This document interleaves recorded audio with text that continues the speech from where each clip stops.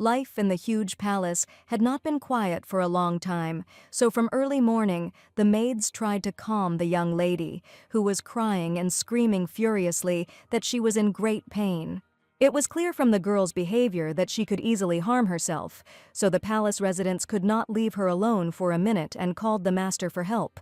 The lady named Ariadelina did not stop crying bitterly and asked Carlotian, who was holding her hands tightly, to just listen to her words. His eyes at that moment seemed painfully familiar to her, the eyes of someone who was suffering just like her, and it was quite possible that the terrible curse had already been passed on. Carlotian asked all the servants to immediately leave the bedroom of the mansion, and he himself was forced to stay with the crying lady. He understood perfectly well that if things continued like this, Ariadelina might die soon, and right now, he immediately needed to do everything possible to help this girl stay alive. Carlotian took a small carved bottle from his jacket pocket, took a sip from it, and passionately kissed the heroine. He had to do this to make the girl trust him again and open her heart. Ariadelina buried her face, which was still dripping with bitter tears, into the young man's chest.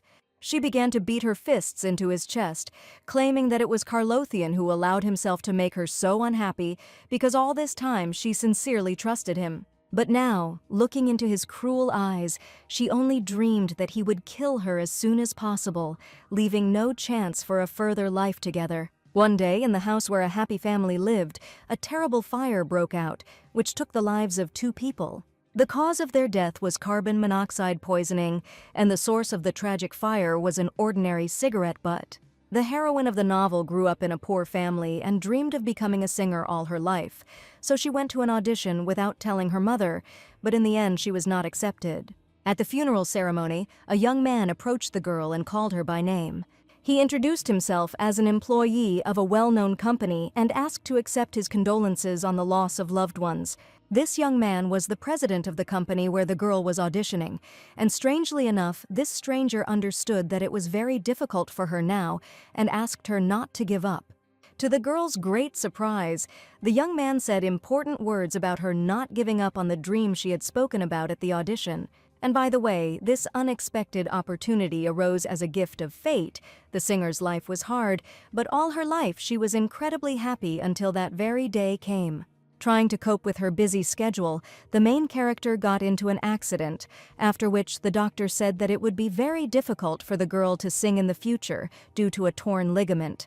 After the shocking news, Yuna could not believe that everything that happened to her turned out to be the terrible truth, and now she would never be able to be a singer and do what she loved. That day, she lost the only thing that mattered in her life, and that same evening she finally decided to commit suicide, thinking that this was truly the end.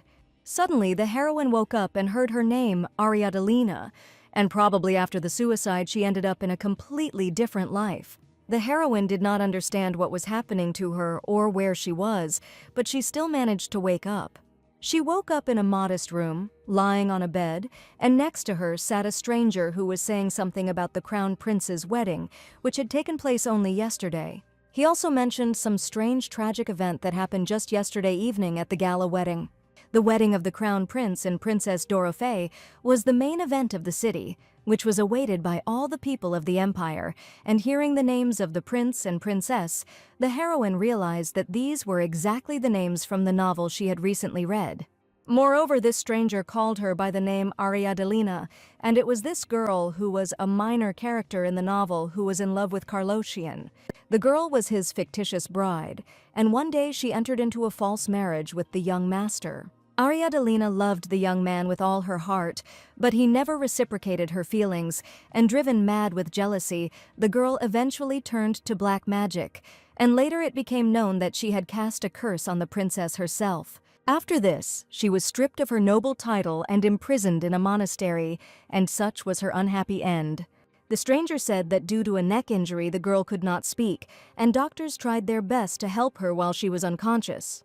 But for some reason the girl did not recover, and it must have been because of this that she hanged herself. Anyway, I asked the heroine to remain silent for a while, because the injury turned out to be really serious, and again the heroine could not speak, and was haunted by the same problem. Luckily, she still had some of Ariadelina's memories, and she clearly remembered that there was another rope under the bed. The heroine had not enjoyed these migrations and rebirths for a long time, so she was ready to say goodbye to her life again. And now that she had been reborn as the heroine of the novel, she couldn't even speak, and when she woke up, she was incredibly disappointed. But she believed that if the Almighty wanted her to live, and if He really wanted to give her a new life, this time she had the opportunity to change everything. But no matter how much she tried to commit suicide, she was reborn again in Ariadne's body. All this was incredibly strange, but each time the heroine, opening her eyes again, found herself in the same novel, the main character of which was Duke Carlosian. The cause of many of Ariadne's misfortunes was one incident that happened to her in a past life. The pink-haired lady was confident that she was merciful enough to keep the supporting characters alive. But Ariadne, being a girl with a trusting soul, did not even suspect that the princess herself dared to set her up, knowing that the girl trusted her more than anyone else. The princess insisted that all this happened because Ariadne did not know her place and tried to take possession of what did not rightfully belong to her. So she was sure that Carlothian was supposed to be her man, and she finally took her place, while Ariadne was just a convenient pawn. The princess knew that the heroine trusted her, without even realizing that she had been acting on her orders all this time, because no one in their right mind would trust someone who showed a little kindness. Ariadne cried and screamed that Carlosian would never love the princess anyway, but she was incredibly confident in herself and considered Ariana just a stupid girl. That day, Ariadne's life turned upside down because she finally learned the whole cruel truth about the princess's attitude towards her. At that time, Carlosian did not yet know, that behind his back there was a fierce struggle going on the part of the princess to win his heart. That day, the princess treated Ariana cruelly, just when the girl least expected it. The princess admitted in a haughty voice that Ariadne would certainly live a long life, at least until the news of her wedding with the master reaches this backwater, and one day Ariadne learns this news.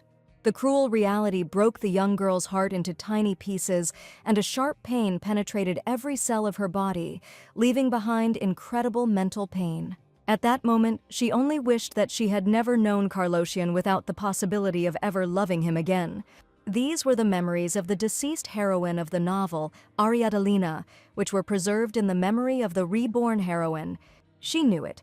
This time she failed to die again, and when she went to the mirror and saw her reflection, she realized that the last villain of the novel was that very princess. It was surprising, but the heroine didn't care at all how miserable the heroine's life was before her death. After all, that heroine remained in the past, and in her place came a new Ariadne, who seemed to want to fix everything.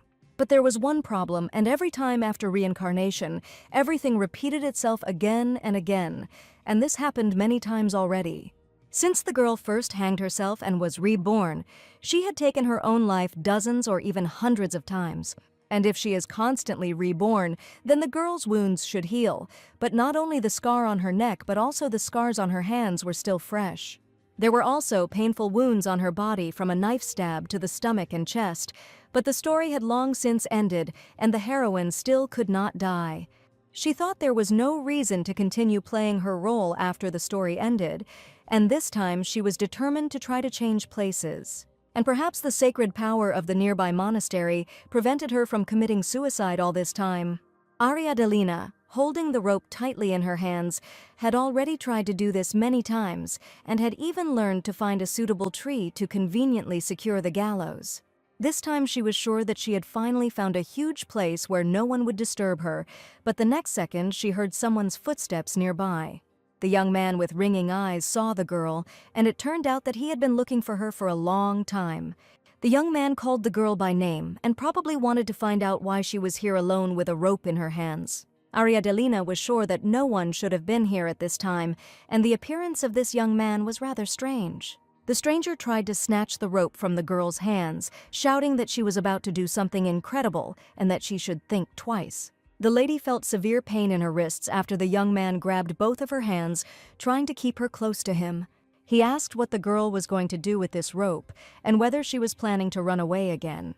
The stranger continued to hold her by her bloody wrists, carefully examining the bruises that covered the girl's entire body. For Ariadne, nothing mattered now, so she snatched the rope from the young man and declared that she had important things to do and he should not disturb her. Ariadalina knew that if she walked a little forward, she would find that very suitable tree in the distance. She would have absolutely no time to hesitate so as not to fall through again. She began to run barefoot through the thick green grass, while the young man continued to try to stop her. He was perplexed, because the girl immediately began to offend as soon as the comedy noticed someone in the distance, and it was completely unclear what was happening here. Suddenly, Prince Luciano and Princess Dorothea, who were just walking through the garden, approached him. The young man said that he had just found Ariadalina in the forest, and she was trying to cause trouble for everyone again, so she should be caught immediately. Luciano insisted that it was too dangerous for the lady, so she needed to stay here, and he and Benjamin would go in search of Ariadalina. Dorothy insisted that she would go with the boys, because if the girl was going to use dark magic, she had better be there and participate in everything that was happening. Luciano thanked the lady for her help and decided to give the order to start the search. All this time, sitting with a sea rope on a tree, Ariadalina tried to understand whether the soul of the real heroine was cursing her in this way because she died. She was sorry, but she couldn't allow it to happen again, because every moment of such a life was unbearable for her. The heroine tied a rope around her neck and tried to jump from the tree to finally put an end to the fact that she was used to express feelings. She was ready to die at any second, but for some reason she felt a strange sensation on her neck and opened her frightened eyes. As soon as Ariadalina opened her eyes, everything immediately became clear to her because the young man was holding her legs tightly, preventing the noose from strangling the girl's neck. The noose hung loosely around Rihanna's neck, and after all the suicide attempts, she was already incredibly tired of hearing the same phrase. This time she was saved by Benjamin, the Crown Prince's guard, and as far as the heroine remembered, he was a minor character who was unrequitedly in love with Dorothy. The girl was pretty fed up with all the events that were getting in the way, and she just wanted to die peacefully so that no one would bother her, and not to commit a demonstrative suicide in front of the main characters. And no matter how much she didn't want it, the main characters just at that moment ran up to her and saw that she was trying to hang herself from a tree. The young man cut the rope with his sword, and Dorothea excitedly asked if Ariadalina had just tried to take her own life. Dorothy, experiencing strong, excited feelings, could not find a place for herself from what she saw. But she was even more shocked by Ariadalina's appearance, because the girl's entire body was covered in terrible scars.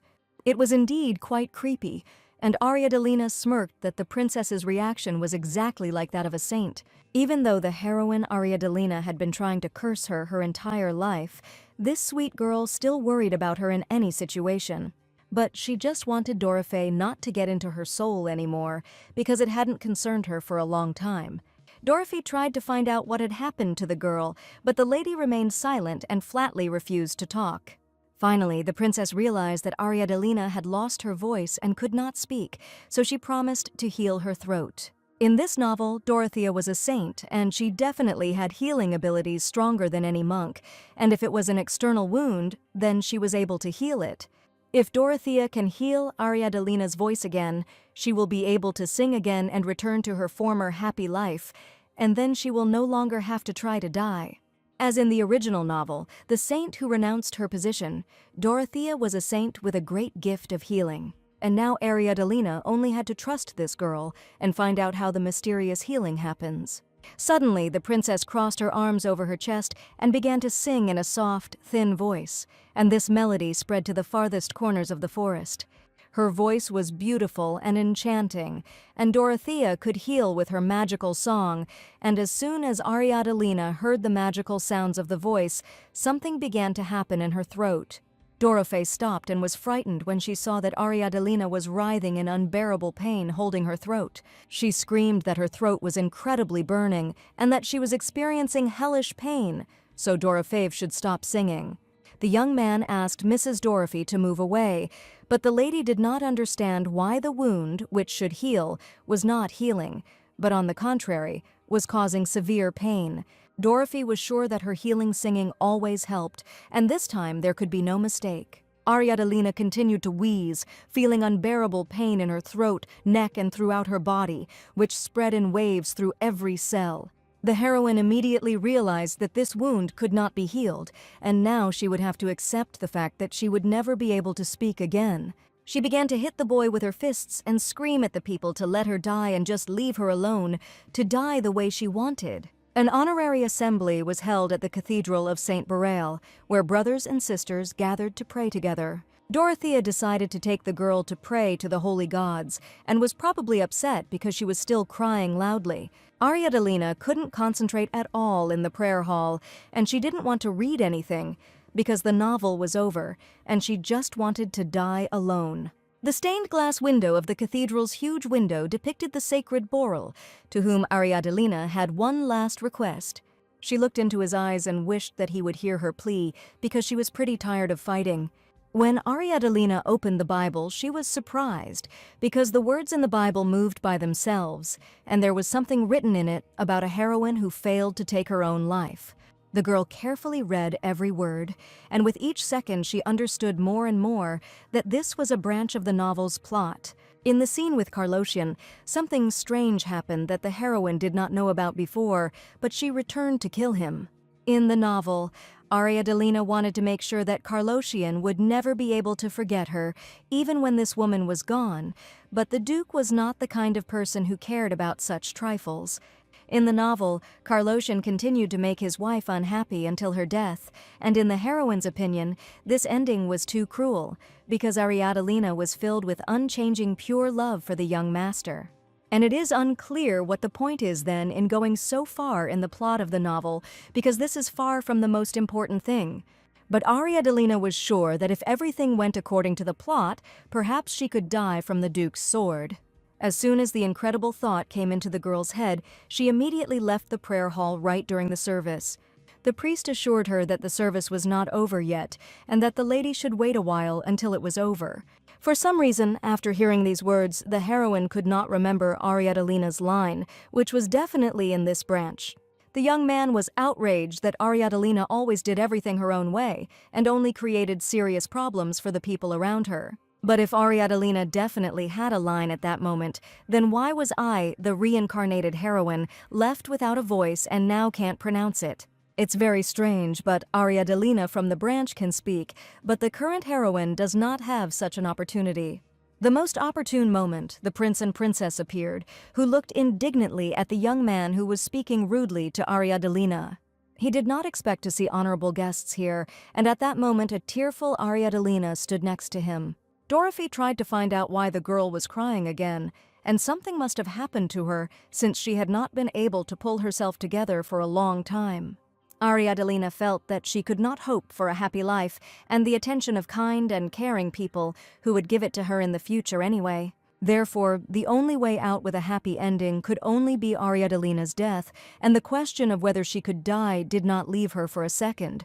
But if everything that happened was really true, Ariadalina just wanted someone to understand her pain and just help her say goodbye to life. She wanted to close it off, for everyone to hear that she just wanted to die and never fight again.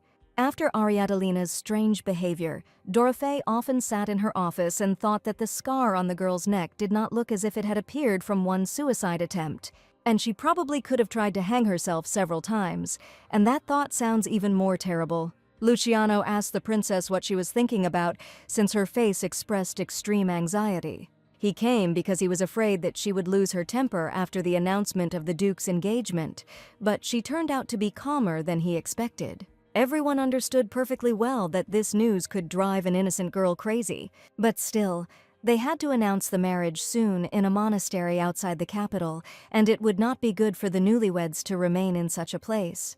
Dorothée was sure they couldn't do it, but Luciano didn't understand what she meant. But she knew for sure that Ariadalina needed to be sent to the capital urgently soon. Standing surrounded by these people, Ariadalina was in a state of complete senselessness, not quite understanding what the hell was going on around her. Dorothy and the prince clearly wanted something from her, so they showed persistent concern for her. They were so persistent that Ariadalina even let them into her bedroom to finally figure out what they really wanted from her. The princess smiled and promised to leave as soon as she tried to heal Ariana again. Ariadalina was already pretty tired of the princess constantly hanging around her and trying to force her to do something. She was irritated by everything that was happening around her now, and especially by Dorothée, who for the first time failed to heal her voice. And so she was completely sure that all efforts were pointless and the princess needed to finish quickly and just leave. After some time, Dorothy became convinced that the healing did not work on the heroine, and she thanked her for her patience. The princess was about to leave, but for some reason she was not going to take with her the young man with whom she had come. Luciano wondered if Ariadolina was trying to attract the princess's attention, and if she was doing all this because she really wanted to return to the capital. Ariadolina didn't believe his words when she heard that they were really going to take her to the capital together. Ariadolina was silent for a while, and Luciano found her expression incredibly stupid. Dorothy said that she would personally take the lady to the capital's temple and would monitor everything that would happen there. She insisted that the priest had not taken proper care of Ariadolina, as he had not even known about her wounds and the huge bruises that had clearly appeared recently. The priest tried to find the words to explain his position and why the girl's body was so traumatized. He insisted that she did it all on purpose and that it was only her fault, but Dorothy didn't believe his words one bit. Having promised that in any case today, Ariadolina will be under the supervision of the temple, and if she says so, the priest can only follow her order. Luciano also wanted to figure out what the princess was up to and what she was going to do next with this stupid girl. He had a special attitude towards Ariadolina, but on the other hand, he understood perfectly well why sweet Dorothy felt sorry for an unfamiliar woman. But he was sure that she was a criminal, and the princess should not pay so much attention to her circumstances and condition, but the princess knew that Ariadolina was using dark magic on herself. And it was this problem that worried Dorothy, and that is why she tried so desperately to help her. Luciano sensed from the very beginning that something was wrong, and was sure that they had to execute this criminal immediately. But Dorothy tried to convince her burden that he was wrong, and the reason dark magic was so scary was not only because it affected the caster. It also corrupts the souls of those it strikes, plunging their souls into deep, dark suffering. When Ariadolina used dark magic before, she was unable to kill Luciano, and if that was the case, her soul should have been spared from suffering.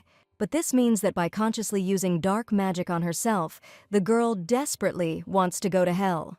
Luciano doubted it. The lady could not do this, and Princess Dorothea also knows this very well, but it is completely unclear why she has changed so much.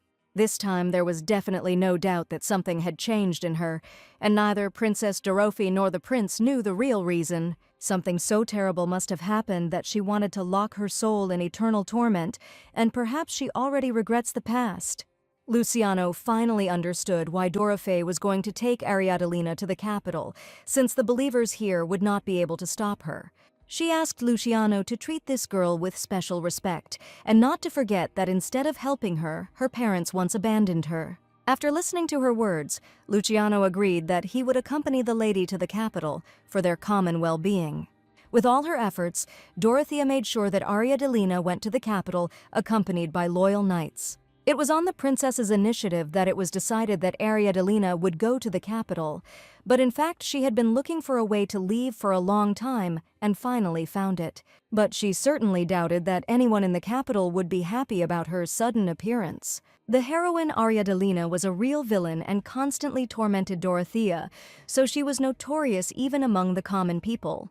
If they had arrived during the day, Ariadolina was sure she would have been pelted with stones, but in the end, everything turned out as it should. With a movement of her hand, Ariadolina showed the passing young man that she urgently needed one sheet of paper. The young man gave her one white sheet of paper and a pen, and that should have been enough for the lady. Finally, they arrived at the appointed place in the capital temple, which looked incredibly majestic with ancient architecture and graceful statues. The escort untied the prisoner's ropes on her hands, and finally, from that moment, she could be free again. All this time, she was incredibly waiting for this moment, when the shackles would be removed from her hands, and she would again feel the smell of freedom. As soon as the rope fell to the ground, Ariadolina immediately rushed forward, because she had nothing more to lose in this life, and also nothing to be afraid of. If everything is as it was in the side stories, Carlothian will approach the temple lake to think about Dorothea at that very moment. She needed to be in front of Carlothian at that second, and just a couple of minutes later, she saw the silhouette of the venerable gentleman in the distance. The young man looked with surprised eyes at the breathless stranger who was running straight towards him. Ariadalina had no intention of remaining unnoticed, so she immediately approached the young master and greeted him. On this ordinary day, fate brought these two young people together, but the young man was here for a completely different reason. He asked in a velvety voice why he saw this stranger in front of him, who definitely shouldn't be here. The lady handed the young gentleman a piece of paper with only 2 words written on it, and she was asking him right then and there to kill her. Ariadalina no longer knew who to turn to, and Carlothian was her last, only hope. The young man remained silent. Ariadalina managed to think, she already looked so terrible, but this man should not care. He asked why the girl was in the capital, but he did not know that she had appeared here with his saint. He asked if Ariadalina had come here to harm Princess Dorothea again, but the heroine knew that this was not the case. Grabbing the hilt of his sword, Carlothian screamed that he was truly fed up with all of this, and Ariadalina agreed with him more than ever at that moment, and asked him to just end it. The knights who had been chasing the girl all this time had finally found her and were now right behind her. But seeing the girl in the distance, they did not even try to stop Carlothian, and it seemed that everyone wanted the death of poor innocent Ariadalina. In the end, her fate was bound to end tragically anyway, and that evening she was destined to die from the island of the venerable gentleman's ball. Surely no one ever loved the girl, and all this was solely her fault. Just like the heroine who lost her voice, she was also not loved by anyone. Lying on the cold, wet grass, exhausted and wounded by the sword, Ariadalina just wanted it all to end quickly. Carlothian stood over the girl's body, and her face was illuminated by the dim moonlight, reflecting the reflections of the ball, sparkling even in the semi-darkness. Before leaving, Ariadalina wanted to say something to the young master so that not a drop of worry would remain in her soul. She slowly began to feel sleepy, and her eyes began to gradually close, but suddenly she heard the thin and delicate voice of Dorothea. Opening her eyes, she saw a young princess in front of her, but she did not understand at all what was happening now, because a second ago she was standing next to the Duke. Something incredible was happening, but Ariadalina was still alive, and she was definitely not in the temple. Dorothea remembered that the girl was left without a voice and could not answer at all, so she quickly handed over a notebook and a pen so that the lady could tell what had happened. The girl wrote on a piece of paper whether it was true that Dorothea saved her, since her past life ended tragically. Dorothea said she was very surprised at the moment when the young master pointed the sword at her, and this act was very terrible on the part of Carlothian. She admitted that she could not let the girl die at that moment, so she used her magical abilities to bring her lifeless body back to life. Ariadalina didn't understand whether Dorothea really thought that these knights couldn't stop Carlothian when he deliberately pulled out his sword. At first, Dorothea did not understand what her friend wanted to say, but soon she began to guess what was happening. In fact, all the people around wanted Ariadalina to die. Everyone except the princess wanted Ariadalina to die soon. And she was sure that Dorothea should hate her too, because she deserved it, and therefore should never interfere in her life or control her actions again. Dorothea showed up. The lady was probably very tired, so she asked the heroine to rest a little because fatigue had a detrimental effect on her health. Left alone in the bedroom, Ariadalina, who was absolutely disappointed in everything, did not understand what else she could do, because the last chances seemed to have been missed. There is also a side story, and something probably happened there that caused her to still be alive. Some time after the princess left, the door to the girl's bedroom opened again, and before her eyes, a tall, stately young man appeared. He asked if the girl was awake, and it seemed that he was not the only one worried about Ariadalina's condition. She sincerely did not understand why the Duke was hanging around here, but the young man admitted that he was very sorry and he did not know that Dorothea had brought her here. The lady assumed that Dorothea must have told the young gentleman something that prompted him to visit her in her bedroom. After he cut her with his sword, did he really think that a simple sorry would be enough? But in this endlessly repeating life, the heroine was no longer against it, because Carlothian was the only one who could save her, and also the only one who could kill her. Ariadalina quietly admitted that if the young man was truly sorry, he could fulfill her last request and kill her right now. After all, he probably doesn't care about the existence of one unknown girl who has absolutely no meaning for him. Ariadalina grabbed the young man by the hands and stretched his palms to her throat, asking him to quickly end her torment and never doubt his actions. Carlothian pulled his hands back because the girl's behavior looked to him like the behavior of a real madwoman. Ariadalina's gaze was directed into emptiness, and her eyes reflected longing, as if she was looking for a way out, but could not find it. She dreamed only of leaving everything behind and finding the one who was inaccessible to her after each death, and her only desire was to get rid of the pain that tightly squeezed her soul. It may not have been the right way to go after everything that had happened, but Ariadalina had no other choice. The girl's behavior caused the Duke concern, because it seemed that she was becoming more and more uncontrollable with each passing day. A few hours ago, an event occurred that influenced the further change in the plot of the novel. The princess brought Ariadalina here on purpose, assuring him that the healing magic had worked this time, but Carlothian couldn't believe her words. The girl insisted that Ariadalina was no longer what she used to be, but it all sounded rather unrealistic. Dorothy asked to take Ariana to her room because she was supposed to wake up in a while. Ariana in a black robe, stained with scarlet blood, in his arms and with a young man in her bedroom. The Duke wondered if there really were wounds that even Dorothy's magic couldn't heal, and they had never encountered anything like that before. Carlothian promised the princess that as soon as Lady Ariadalina woke up, he would definitely go to her room to apologize to her for what he had just killed. And then he will be able to ask about the true purpose of the meeting with her, which Ariadalina was so eager to have. Dorofeev asked only to fulfill one of her requests, to promise that this apology would be sincere and come from a pure heart. Carlothian promised the princess that he would do everything exactly like this, but he learned that this was another of her evil plans. He immediately noticed the countless marks around her neck, as if she had tried to hang herself, and the fresh wounds on her body. Ariadalina's expression that evening was quite frightening, as if she had truly gone mad and was ready to say goodbye to life once and for all. These thoughts did not give the young master any peace, because Ariadalina clearly had something in mind this time when she tearfully begged him to take her life and not to doubt.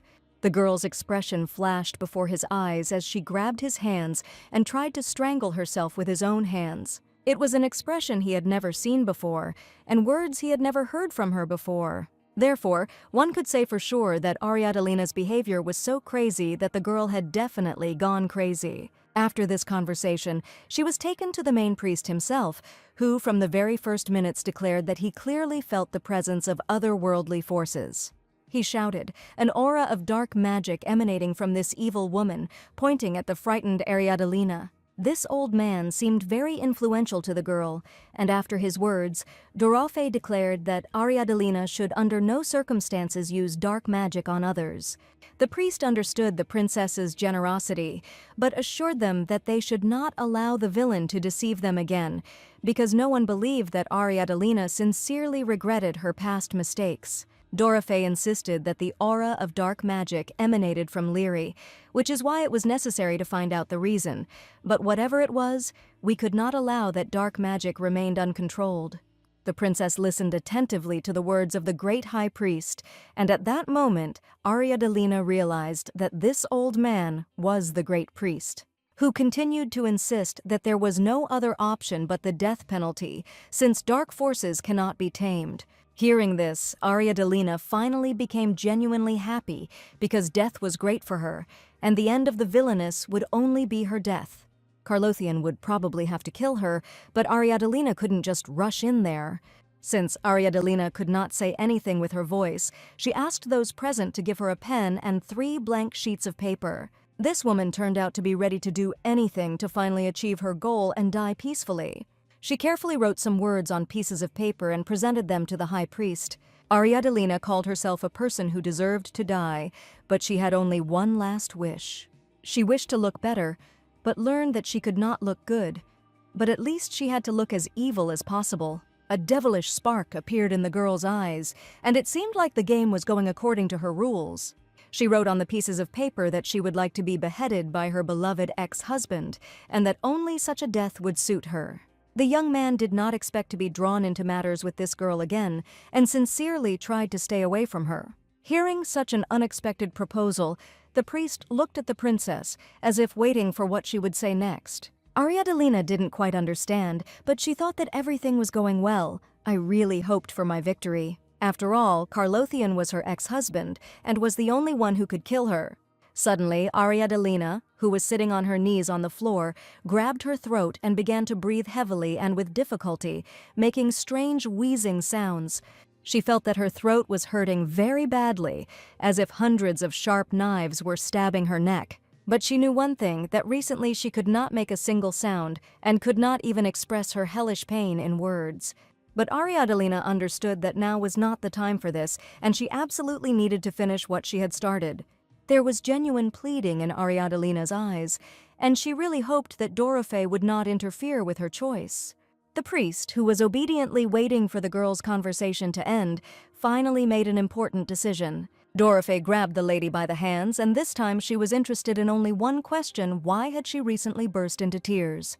She asked the high priest to look at Ariadalina's expressive face, because she should be given a chance to repent and avoid tragic involvement. But it turned out that Ariadalina did not need any repentance, but considered this option an excellent chance to, however, say goodbye to life, until the high priest asked to give him a little time to think about it. He noticed that the princess had never been so merciful, and there was certainly something special about this girl. The previous Ariadalina, as the Duke's youngest daughter, would never have bowed her head, even when Carlochian, her fictitious husband, treated her coldly. Dorothy didn't know all the details, but she was sure of one thing: this woman didn't deserve to die, because she didn't flinch, no matter how badly they treated her. She said that the girl's body had numerous bruises and abrasions, and that she had also tried to commit suicide several times. And what's more, the strangest thing is that she asked her ex-husband to have a hand in her tragic death. They told the high priest that Ariadalina had personally asked Karl Dayan to be the one to execute her with his sword. And just recently, she personally confessed to the young gentleman that she only wanted to die at his hands and from his ball. There is no way this woman would know nothing about the Honorable Lord's sword. It was known to all that this sword was given by the Emperor himself, and it was one of the two legendary swords associated with the myth of the creation of the Empire. This sword of the Crown Prince symbolized light and purification. But there was the dark sword of Duke Carlochian, which symbolized darkness and punishment. Rumors have arisen that those killed by this world go to hell, but there are also opinions that the owner of the sword suffers from mental disorders for the rest of their days. If Ariadalina really did use dark magic, it was no wonder she could easily believe such nonsense. The priest also expressed his opinion that Ariadalina constantly cast dark magic on herself and tried to commit suicide more than once. And now she decided to use the magic sword of Duke Carlochian to finally get to hell. Dorothea assured the high priest that many say and deserve death, but only a few actually follow this statement. But Lady Ariadalina has long changed, and this time everyone needs to give this girl one last chance to cope. Born and raised in the temple, she had such a pure and tender heart, and the high priest was afraid that the girl might suffer because she occupied such a high position. He promised to take care of the sinful girl, and the princess should return back, because the crown prince had been waiting for her for a long time. Dorothea was grateful that the high priest had taken the time to listen to her carefully and followed her advice.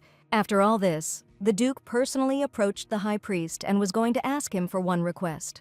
Assuring that Ariadalina was certainly up to something, he asked for his permission to observe the strange girl. The priest said he would discuss the matter later, but Carlochian insisted that there was no point in wasting time when it was just keeping an eye on the criminal. The priest understood that the young master had no respect for the woman who had once been his wife. From that very day, the high priest decided to introduce the girl to a young priest who would have to take care of her from that day on. But the heroine absolutely did not want anyone to look after her or even follow her. Also, Ariadalina will have to live in the temple, but she just wished that instead of them leaving her here, they would rather send her to the common cemetery at the temple. The priest stroked the girl's face and asked her never to think about such things again. From that day on, Ariadalina's life changed, and she was introduced to the overseer Dranks, who was supposed to report everything to the priest if anything happened to the girl. It had been only a short time since Ariadalina had appeared in the temple, but now it seemed to her that her life was getting worse and worse. Only a few days had passed since the young priest had been appointed as warden, and he had already dared to raise his hand against a defenseless lady. He was sure that the villainess had constantly tormented Mrs. Dorothy and even dared to come here after everything she had done. The high priest must have been busy all this time, and he never came to visit Ariadalina, and this overseer was constantly nearby and humiliating the girl. He had mocked her, and to be honest, even now Ariadalina did not understand why she had come to the capital at all, to experience new torments. In any case, she was sure that she needed to be patient for a little while, because recently the warden had begun to kill her less often, and if his interest waned, she would have a chance to escape. The young man tried to reason with the girl so that she would finally understand her situation and would not dare to run away and complain to anyone about everything that was happening. He ordered her to behave decently and not cause any problems, and in that case everything would be fine with her. The young man threw a piece of stale bread at the girl, and it seemed that this was all the food that was intended, and it was fortunate that the high priest did not know about it, because if he found out about the violence, he could appoint even more guards. But seeing the bruises on her body, Ariadalina thought about it and decided that she definitely had to escape from here, and after a few days, she succeeded in something. Being in confinement turned out to be incredibly boring, and this is probably why prisoners do not like solitary confinement. Drance has been appearing quite rarely lately, and perhaps the heroine has come to the perfect time to plan an escape. One ordinary day, the warden finally showed up in Ariadalina's room, and she was very surprised. Without saying anything, he slowly walked into the room and again grabbed the girl by the hair, as he had done before. He muttered something about high rank and old men who thought they could talk down to him and look down on the young priest. Ariadalina understood that this villain was going to take out all his anger on her right now, just because the other priests laughed at him. He insisted that Ariadalina was to blame for everything and that everyone hated her, because the servants only made fun of him because he was stuck, caring about someone like her. And he was sure that people like Ariadalina should die and not ruin the lives of other people with their appearance. And at that moment, grabbing the legs of the chair, Ariadalina decided that right now she had to escape and nothing else could stop her. She hit the fighter on the head with the stool with all her might, trying to apply as much force as possible to land the blow. The lady managed to escape once again, and Drance, who had been mocking her all this time, now only saw her running silhouette. Ariadalina could no longer bear everything that was happening and had to go to the high priest to tell the whole truth. The girl deftly jumped out of the window and ran barefoot along the snow-white pavement towards the temple. But the warden continued to run after her, and soon she heard his voice behind her, menacingly asking her to stop. The heroine knew she needed to run faster, but as soon as she thought about it, she tripped and fell right onto the concrete road. She had to hurry. But the young man still caught up with her, grabbed her hand and shouted that Ariadalina was a complete non-entity and she would never be able to escape.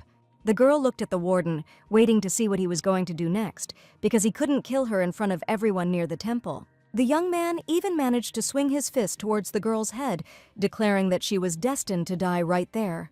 But his opinion was proven wrong when in the distance he saw the approaching figure of the Duke, who had seen with his own eyes what the warden was trying to do in the great temple. For Ariadalina, Carlothian has now become a real savior, because if he had not appeared, everything would have been very bad. Of course, she did not expect to see him here, but the appearance of the young gentleman gave her hope for salvation. The Duke approached the warden and asked him again what he had just been about to do when he had raised his fist at the young lady. The young man claimed that he was simply punishing the naughty girl because she had thrown a chair at him and tried to escape. But it all looked as if the priest had raised his hand against someone inside the holy temple, and that was why the surrender happened. The Duke reminded the young man that the high priest had recently said that he needed to take care of the hostage, but under no circumstances should he cause her serious harm. The young man had nothing to say in response because everyone understood perfectly well that he had been committing terrible acts all this time. And there is no justification for these actions because the warden was guided only by his own choice when he abused the young girl. Carlothian took out his sword to show the boy what he deserved for his actions, but suddenly the girl blocked his way. He didn't understand why this girl rushed to protect the man who was just about to kill her. She put her throat under the point of the sword, spread her arms out to the side, and seemed to be waiting for the Duke to kill her with his own hands. Ariadalina hoped that the Duke would understand that she had no need to protect the villain, but simply wanted to die first. The Duke thoughtfully lowered his head and thought that the lady had really gone crazy because she was asking him to kill her for the umpteenth time. The young man laid down his arms and admitted that he did not intend to kill anyone, but that the man would still be punished. It seemed to Ariadolina that the Duke did not understand her at all, but suddenly the young man leaned closer to her and looked closely into her eyes. He looked closely at her face and seemed to see something familiar or painfully close there. The lady sincerely did not understand what had happened to her face, because in the novel Ariadolina was always a charming beauty. But now her face was covered in bruises and abrasions, and her gaze did not express any joy or desire to live. The previous temple had also neglected Ariadolina, and she couldn't blame that particular priest, because in the end, sinners were treated exactly as they deserved. But it turned out that the Duke had a certain punishment for this man, so that he would finally understand how shamefully he was acting.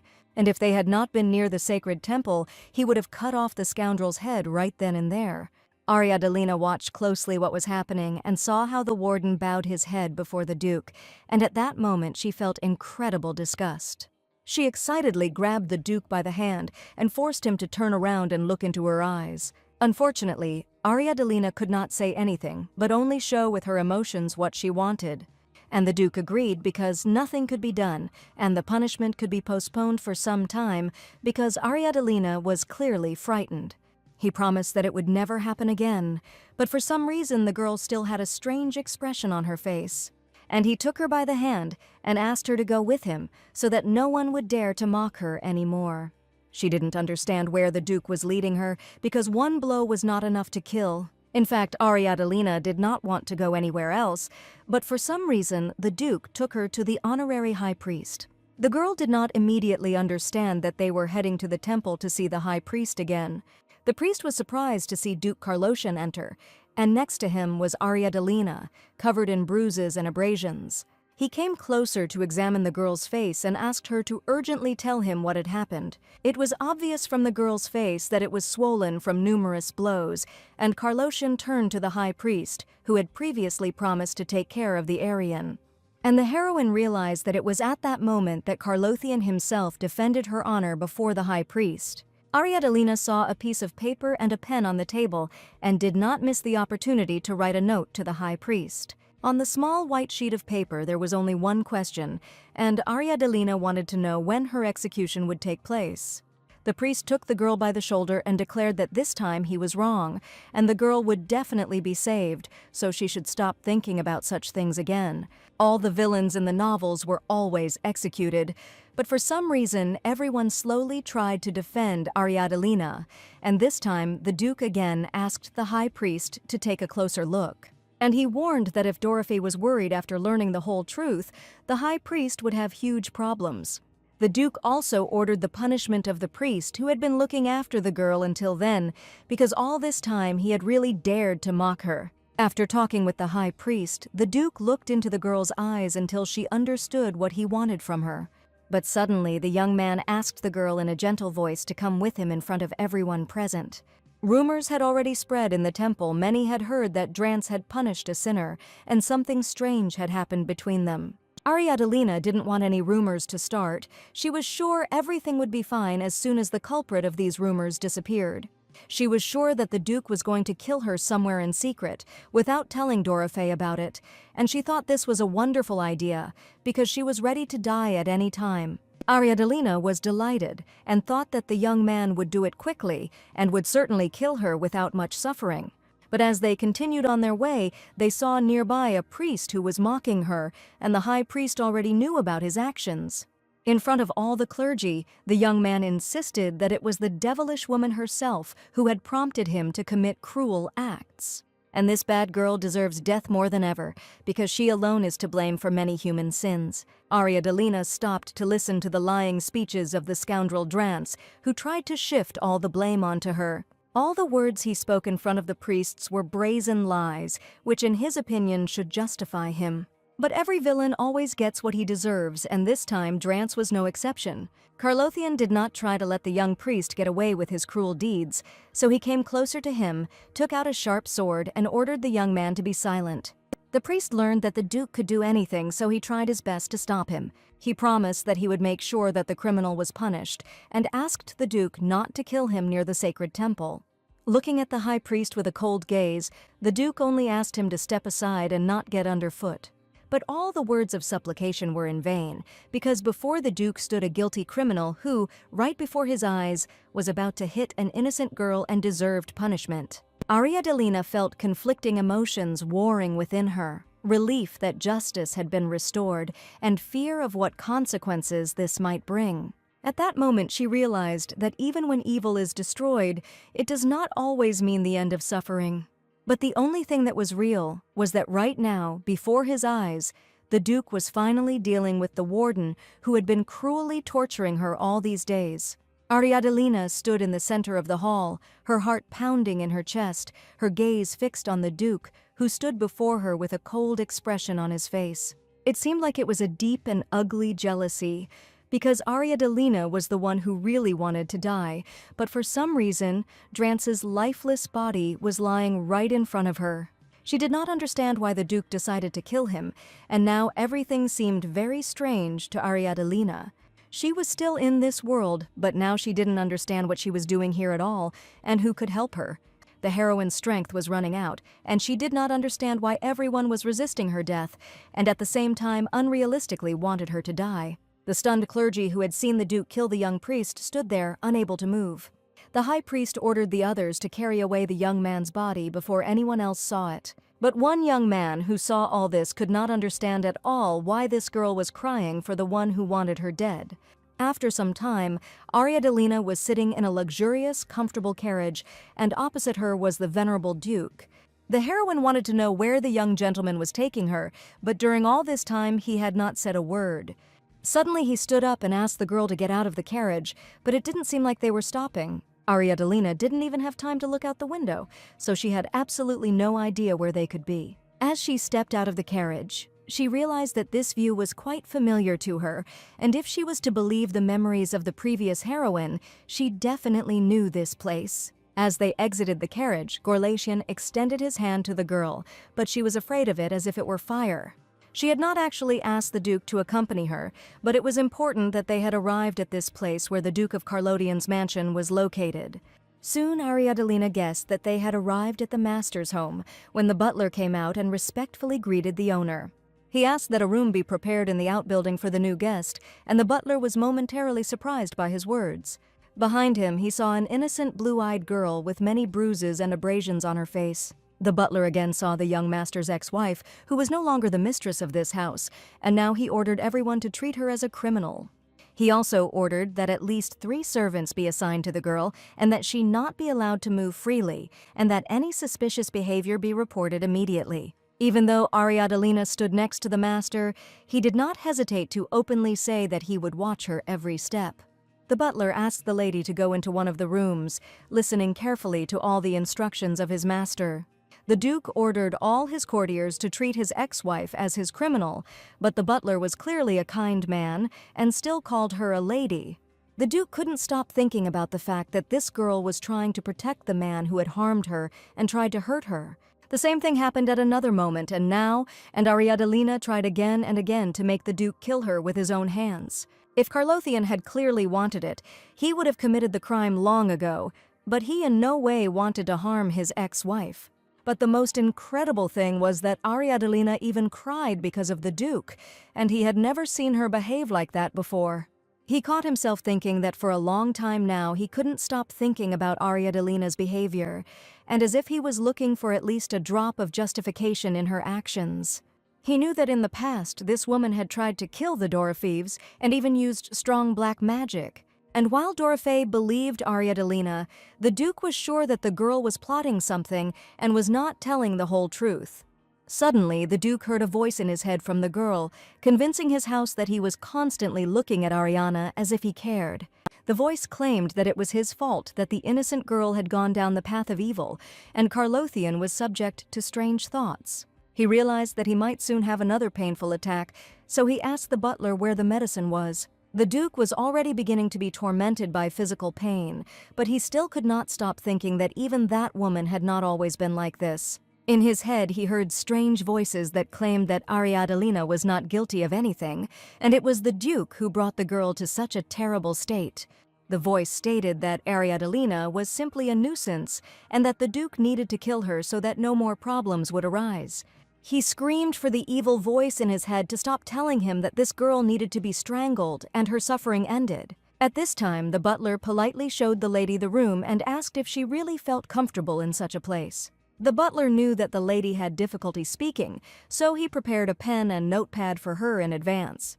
She didn't expect that anyone in this estate would take care of her or treat her even minimally well. Ariana asked the butler to bring a knife and an empty bottle, and that was her only small request. She smiled sweetly and said there was something she wanted to put inside, and it was her little secret. There were always ominous rumors surrounding the venerable Duke, because every inhabitant of the empire knew this man. He was considered a murderer and a maniac, and rumors about his sword spread everywhere, and some even say that the Duke himself suffers from mental illness. The only person who accepted him was Princess Dorothea, who was sure that the Duke was appearing before her as he really was. Dorothea didn't care about the dirty rumors, because she knew this man personally and was confident in his actions. Surely the Duke will never be able to forget Dorothea, even if she becomes the lover of another man in the future. But no matter how often their love story, Ariadolina followed her rules and tried to take something further. She held the glass flask with the scarlet liquid in her hands and wondered whether she should just stand there and watch without doing anything. The small vial contained blood, and there should have been enough of it to reveal all its magical properties. Since the Duke probably didn't intend to kill his ex-wife so easily, she thought of using black magic to finally die and end everything.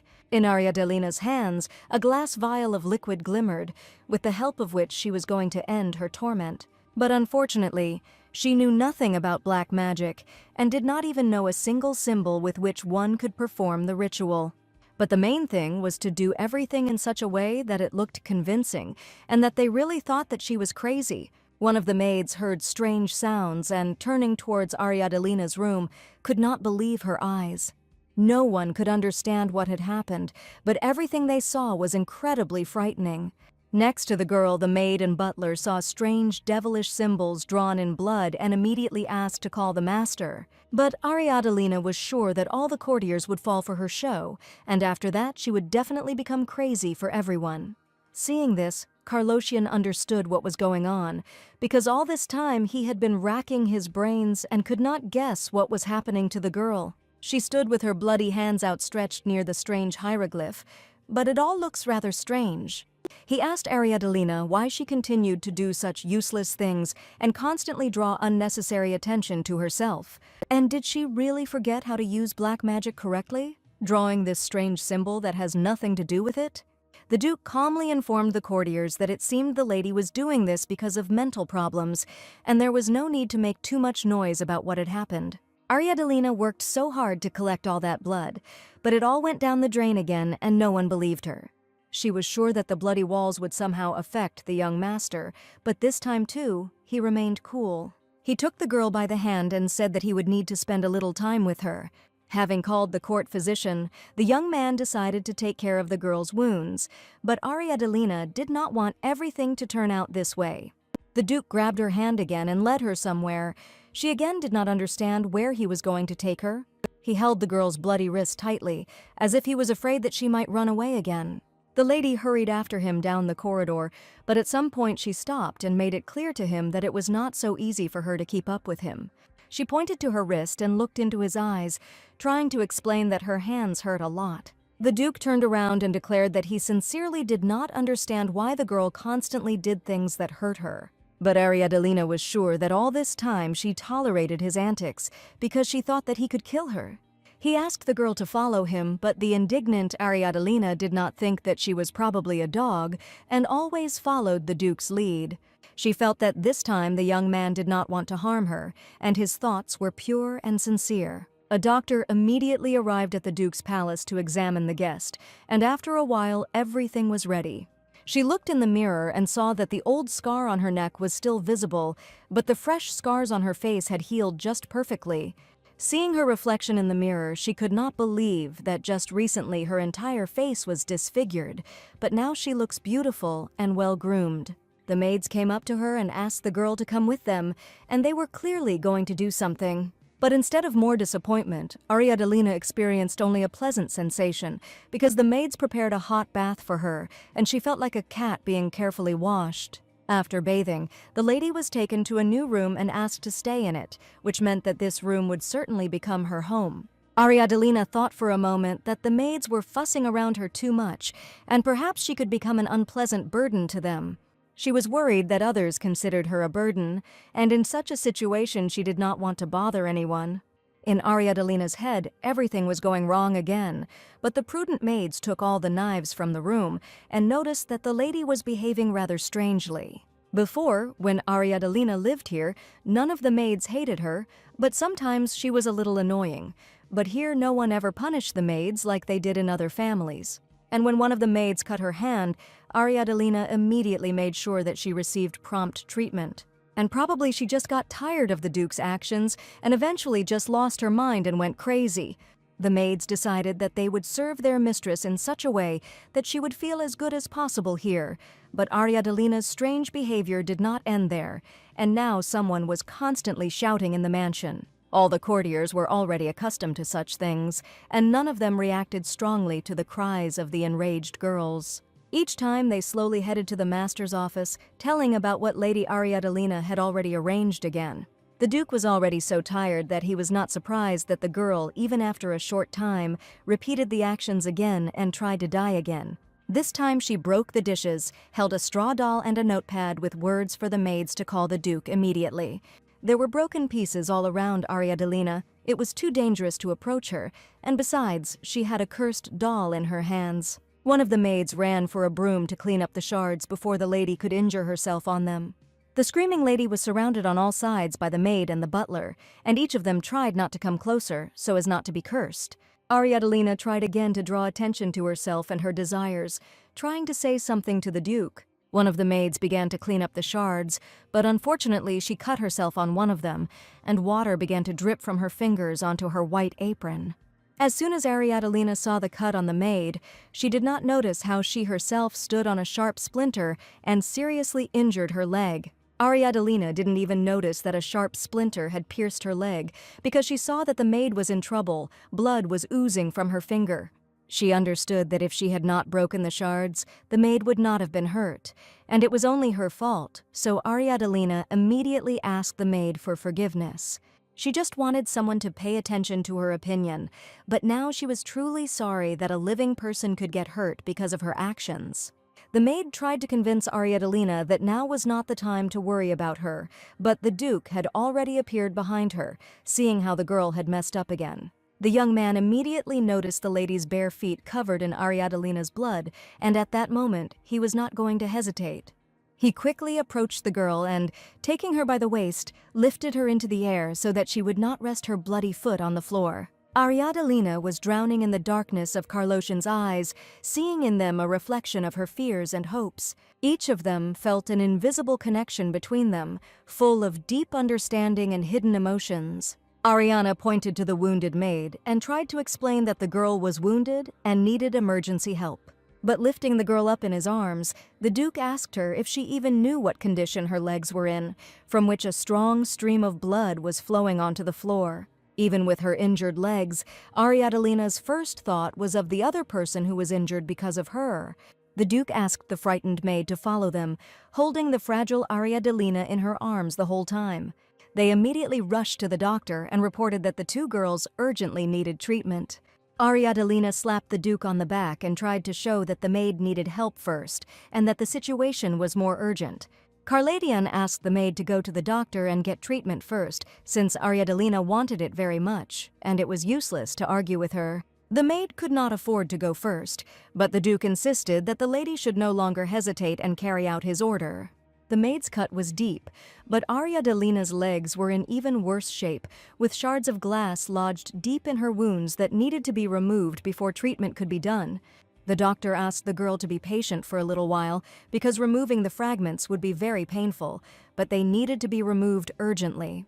Carloshan noticed that even though the girl was in great pain, she still put the treatment of others above her own well-being. While the doctor carefully removed the fragments from behind the girl's feet, she held the young gentleman's hand tightly, and at that moment it helped her a lot. After some time, everything was ready, and the doctor reported that Lady Ariadalina began to come often with wounds. Ariadalina was very worried that they were constantly bothering the healer, and each time she had some new injuries.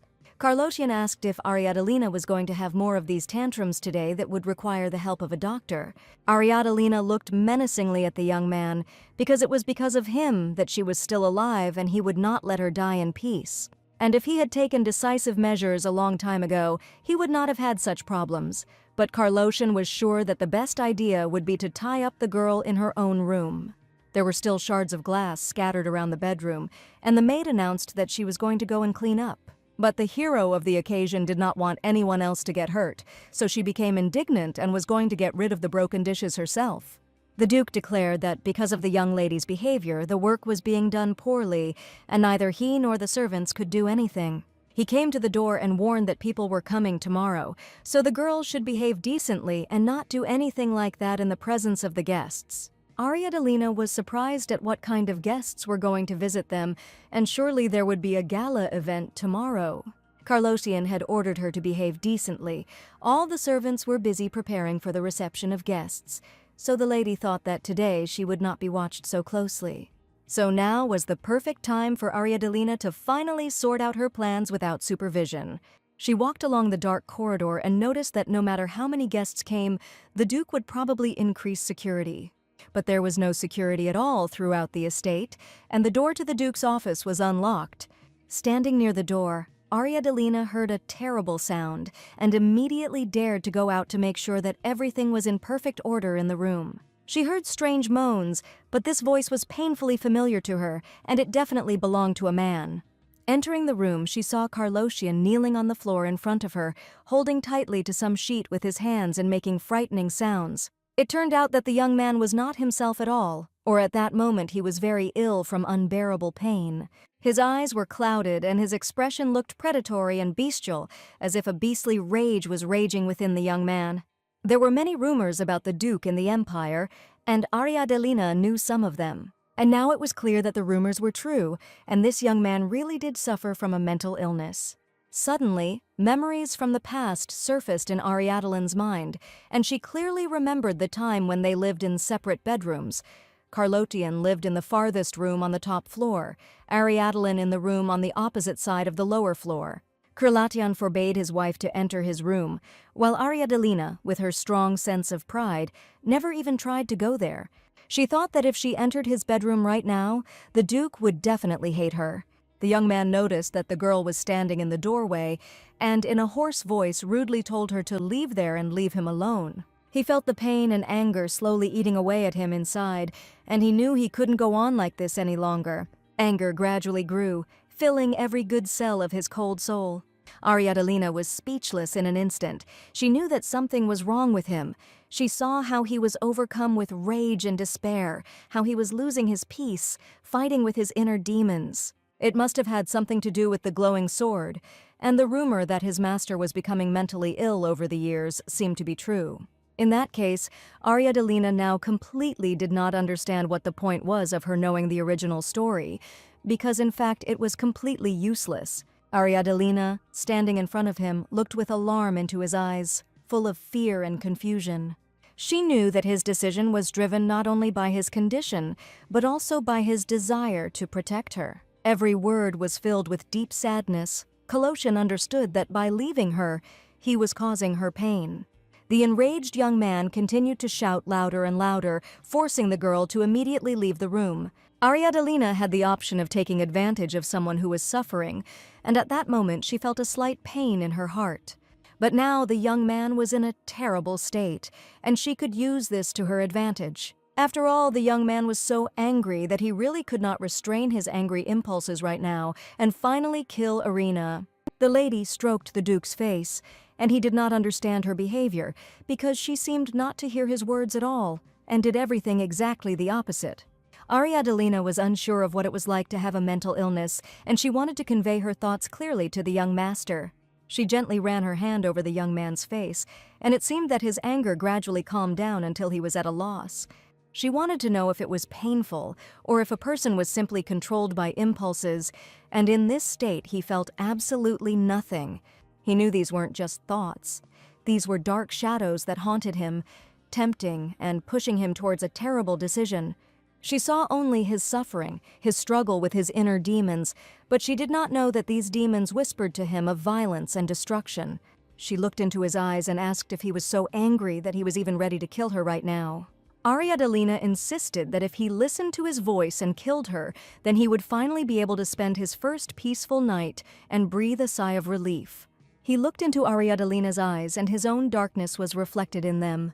The young man asked if the girl was really determined to leave this world and so desperately wanted to die, using all possible options. While he held her by the throat with his rough male hand, she looked into his eyes and smiled sweetly, as if she was finally preparing to leave this world and find happiness in another reincarnation. The voice in the Duke's head still asked him to kill the girl so that she would never appear near him again. He screamed loudly to make the voices in his head finally stop, because with each passing second he was losing more and more control over his body and mind. Ariadalina mentally asked that Carlothian not loosen his grip under any circumstances, but squeeze her throat even tighter, cutting off the flow of air. Carlothian felt his mind begin to crack at the seams, and an inner voice seemed to leave him no choice. Every step he took was filled with pain and regret. He knew his inner demons would not leave him alone, but he couldn't let them hurt the one he loved. Ariadalina's trembling, bandaged hand reached out to touch the face of the young master, who still had his hands on her neck. She assured him that everything was fine and that Carlothian had nothing to worry about, since he had done nothing terrible. And everything that was happening to him now was completely not his fault, and Ariadalina was sure of it. She squeezed his hands tighter around her throat and knew that she alone was to blame for everything that was happening now, but she just wanted to die and not cause problems for anyone anymore. In the deep, dark night, Ariadalina's body finally stopped breathing, and Carlothian's hands still tightly squeezed her fragile neck. This time, she was sure that everything would end, and she would no longer have to experience the terrible torments of rebirth and death. On the same day, in one of the autumn forests, a young girl in a black robe appeared on the grass, and there were large bloodstains on her chest. Opening her eyes, Ariadalina realized that she had somehow come back to life and found herself in an unknown place. Looking at her bloody palm, she realized that he had a deep wound on his stomach. This time, Ariadalina really hoped that she would not be able to be reborn again, but now she was again lying bloody and exhausted somewhere in the forest. She probably returned at the moment when Carlothian pulled out a sharp sword and stabbed her in the stomach, but for some reason, Ariadalina was alive again. She came back, but for some reason it wasn't what she wanted, and there was only one feeling pounding in her mind: emptiness. In the forest, the girl lost consciousness again, but as soon as she came to, she realized that she was again in the temple, and the Duke was sitting right in front of her. But fear was growing inside her, fear that her return would not bring him peace, but would only add another chain to his burden. Her heart was filled with longing, the realization that if she saw him again, she might once again become the target of his inner discord. She was sure that last time Dorothy was next to her, but for some reason now the past had changed. It was very strange, because previously the past had always been unchanged, and surely some actions had influenced this. At least one thing was clear, that the Duke had taken care of the young girl, and now he was interested in her condition. Suddenly, Ariadalina said how the young gentleman had the audacity to behave like that, and a moment's pause hung over them. The girl just opened her mouth and spoke words with her own voice, although her voice had been crippled before. The girl shuddered in surprise and grabbed her family, because she had not been able to utter a single word for a long time. She jumped out of bed and ran forward, feeling like her throat was still a little sore, but now she needed to check something. Running to the mirror, Ariadalina removed the bandage from her neck and saw that the scar on her neck was gradually disappearing.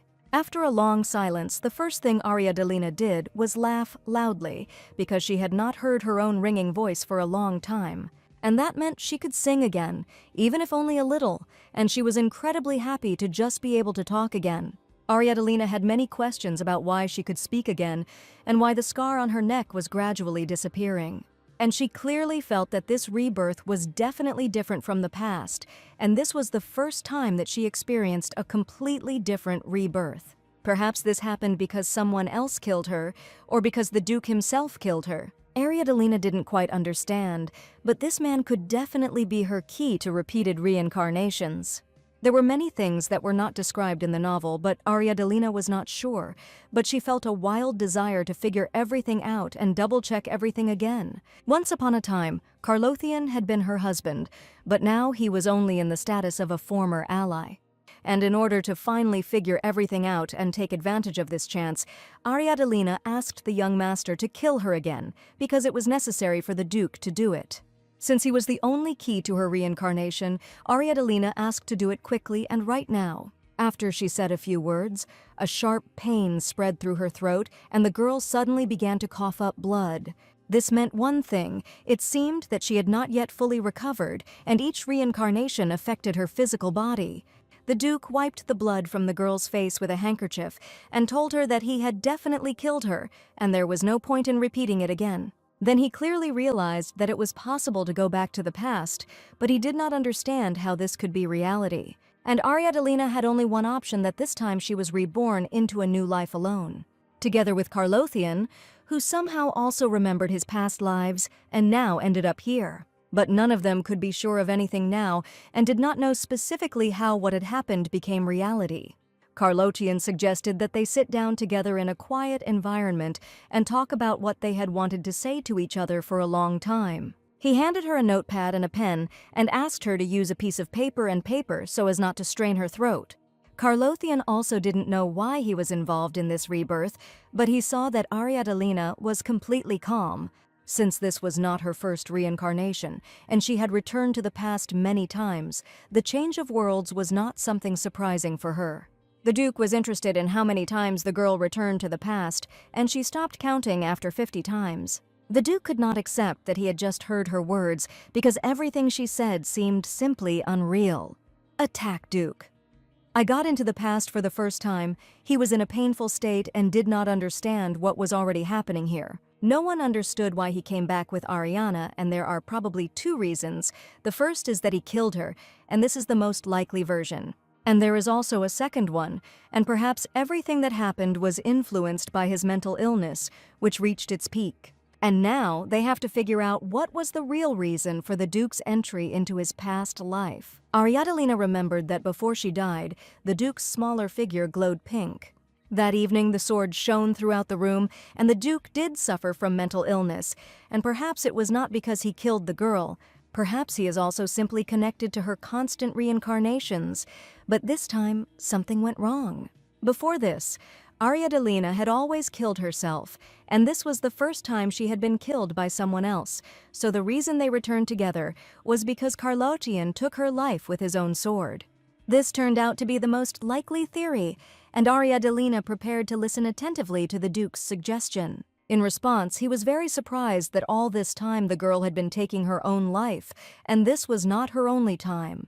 Ariadilina didn't want anyone to dig into her soul now, because this topic was the most painful for her. And it didn't matter, because now there was something they needed to double-check, because in any case the Duke would have to kill her again.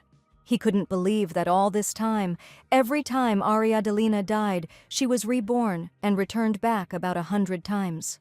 She sighed, trying to calm her anxiety, but only felt it grow stronger. Ariadilina tried to pull herself together and calmly explain to the young gentleman that her ex-husband still plays a huge role in her life, and he is the only one who can help her make sure that she is never reborn again and does not experience suffering. She confessed that after this rebirth, she realized that perhaps the young man could break this cursed fate.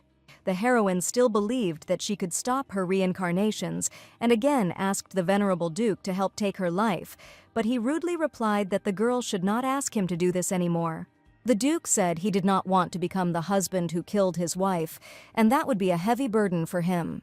At that moment, Ariadilina remembered with alarm in her heart that Carlothian had an incredibly painful past, when one night in the darkness of his bedroom he saw a terrifying picture. The Denabes family was one of the ducal families of the empire. The father of Charles Dien, named Atrafa, had accomplished great deeds in the previous war. And after the great deed, he earned the honor of being awarded the imperial sword to the slot, which was presented to him by the personal emperor. But after receiving this ball, the most terrible tragedy happened in the family. One night, a boy entered his parents' room and saw his father trying to strangle his own mother. At that time, the man was consumed by mental illness and strangled his beloved wife in front of his own son, Carlosian. This event was the most terrible in the boy's life, and he did not understand why his father was so cruel. He held her neck tightly while the boy screamed for his dad to stop immediately and stop doing this. He ran to him and grabbed his hand, hoping that the man would come to his senses and let his wife go, but it turned out that the man was possessed by something. The father pushed the boy away with all his strength, so much so that he fell to the floor with a crash and even hit his head. Mother saw all this, but could do nothing, and only wanted all her suffering to immediately end. She asked the boy to quickly return to his room, and in just a second he hid under the bed, and from fear the boy did not even have the strength to stand up, and he could do nothing except cry quietly. Little Carlocian's breathing seemed to stop as he lay under the bed and heard his father mocking his mother. At that age, the boy could not understand why this was happening, but his father was not the worst person in the world. He heard his mother's quiet voice, insisting that her husband was not guilty of anything and should not blame himself. She stroked his face with her hand, and even now, when he was trying to love him, she still loved him. While the lady was whispering words of love to her husband, the boy sat under the bed and cried because he could not change anything at all. In the room filled with silence after he heard his mother's last words, all that was left was his father's heavy breathing, which he had never heard before, and he could only pray that his father would come to his senses.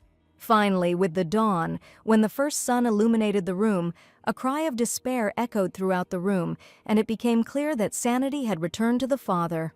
Now the boy saw before him again a loving father, not the terrible demon who had strangled his mother the previous night. It was obvious that the father was completely perplexed, and he stood silently looking at the boy with guilty eyes. The boy called his father, and as soon as he saw the young man in the room and seeing all this horror, he made a radical decision. He didn't even have time to turn around, and the boy saw only his silhouette in a white shirt liquefying in the window. The excited boy did not understand what had just happened, because his father had just been here. But in an instant he disappeared somewhere and left him alone, jumping out of the window of the mansion.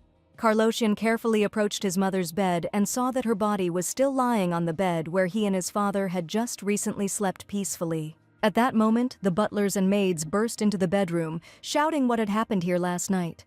They saw the Duchess lying on the bed, and next to her on the floor lay a little boy crying bitterly. It was a family tragedy, and as described in the original, it refers to the incident where the Duke, exhausted by the traumas of war, killed his wife and then committed suicide. And only now did Ariadolina remember such an important thing.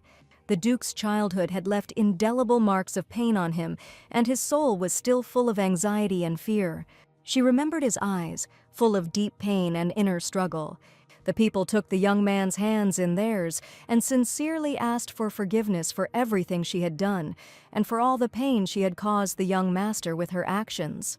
Ariadolina truly felt sorry, because if she had known the young master's past, she would never have allowed herself to behave like that. She didn't know what was waiting for her ahead, but one thing was clear: she was ready to face it. The Duke did not understand why the lady decided to apologize to him right now, because nothing strange was happening. Doubt flashed in Carlosian's eyes, and suddenly he admitted that Ariadolina had never been like this before. The heroine wanted to help him, to become the light that would dispel the darkness of his thoughts, and at the same time her own excitement prevented her from concentrating. She didn't know how to explain everything that had happened, and even if she said that she was not an Aryan, the Duke would never believe her. But she was sure that the Duke knew and thought nothing of her, and now she wanted to hear his opinion. She asked if he really didn't care what she was really like, and to say that it didn't hurt her at all would be a complete lie. The next word that Carlosian said pierced the girl to the depths of her soul, and it was the word pain. He believed that everything he had ever done for Ariadolina was just pain, and now he wanted to know what she felt in those moments. Ariadolina admitted that she had indeed been indifferent to the young master all this time when they were married. But now something seemed to have changed in the Duke's soul, and he wanted to understand everything in order to understand how to follow the call of his heart. When everything was completely fine with him, strange things began to happen between him and his wife. Ariadolina laughed and stated that she was already used to the young master's antics, so he need not worry. At that moment, she realized that it was her feelings that could become the bridge that would connect their two worlds, light and dark. All the time after the rebirth, Ariadalina from the heroine's memories was an insidious villain who did not give peace to any resident of the estate. She was a person who always enjoyed tormenting others, and she especially enjoyed bullying the weak. Throughout his marriage to the venerable Duke, he never once felt the desire to see her from another side. But now he seemed to see in her a completely different person, with whom everything was completely fine, and this person treated other people with respect, sincerity, and kindness. Doubts tormented the young gentleman's head because everything that had happened was very strange, and Ariadalina's behavior was still surprising to him.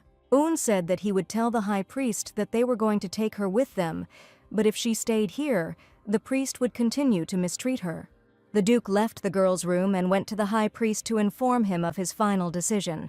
He wondered if everything that happened was really his fault, and Ariadalina didn't want to live because of him, but after this reincarnation, she changed a lot. Her expression became so soft that it didn't suit the title of the Empire's villain, and now she seemed completely different, surrounded by a kind magical aura.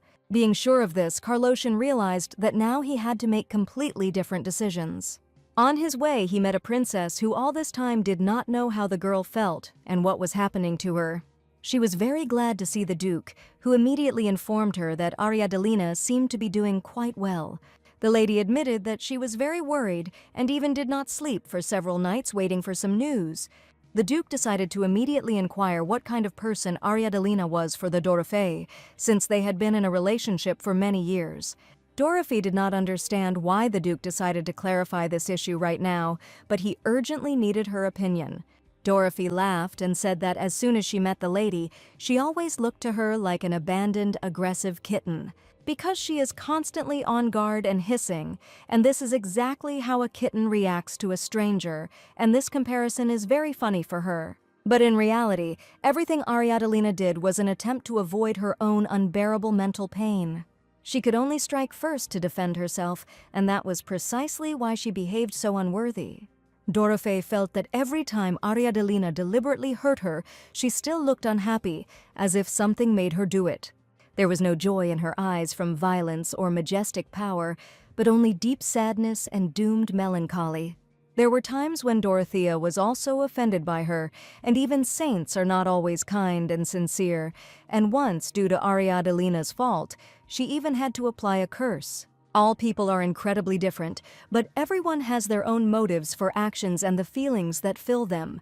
But there are no completely bad people, because everyone has their own mental trauma and heart. At least the Duke was sure of it, and Ariadalina was for him a person who committed terrible deeds, but her soul and heart were sincere and kind. Dorofei was worried that the Duke and she had not noticed her condition earlier, and they certainly could have helped her with something beforehand. Ariadalina probably also regretted a lot of things, so the princess asked the Duke to give her another chance, and this time everything would definitely change. But once the young man had already killed the girl with his own hands, and now he had to act differently. Carlodian couldn't stop thinking about Ariadalina, and the bright smile on her face wouldn't leave his head. His mind was torn between desire and fear, and he felt trapped by his own choices.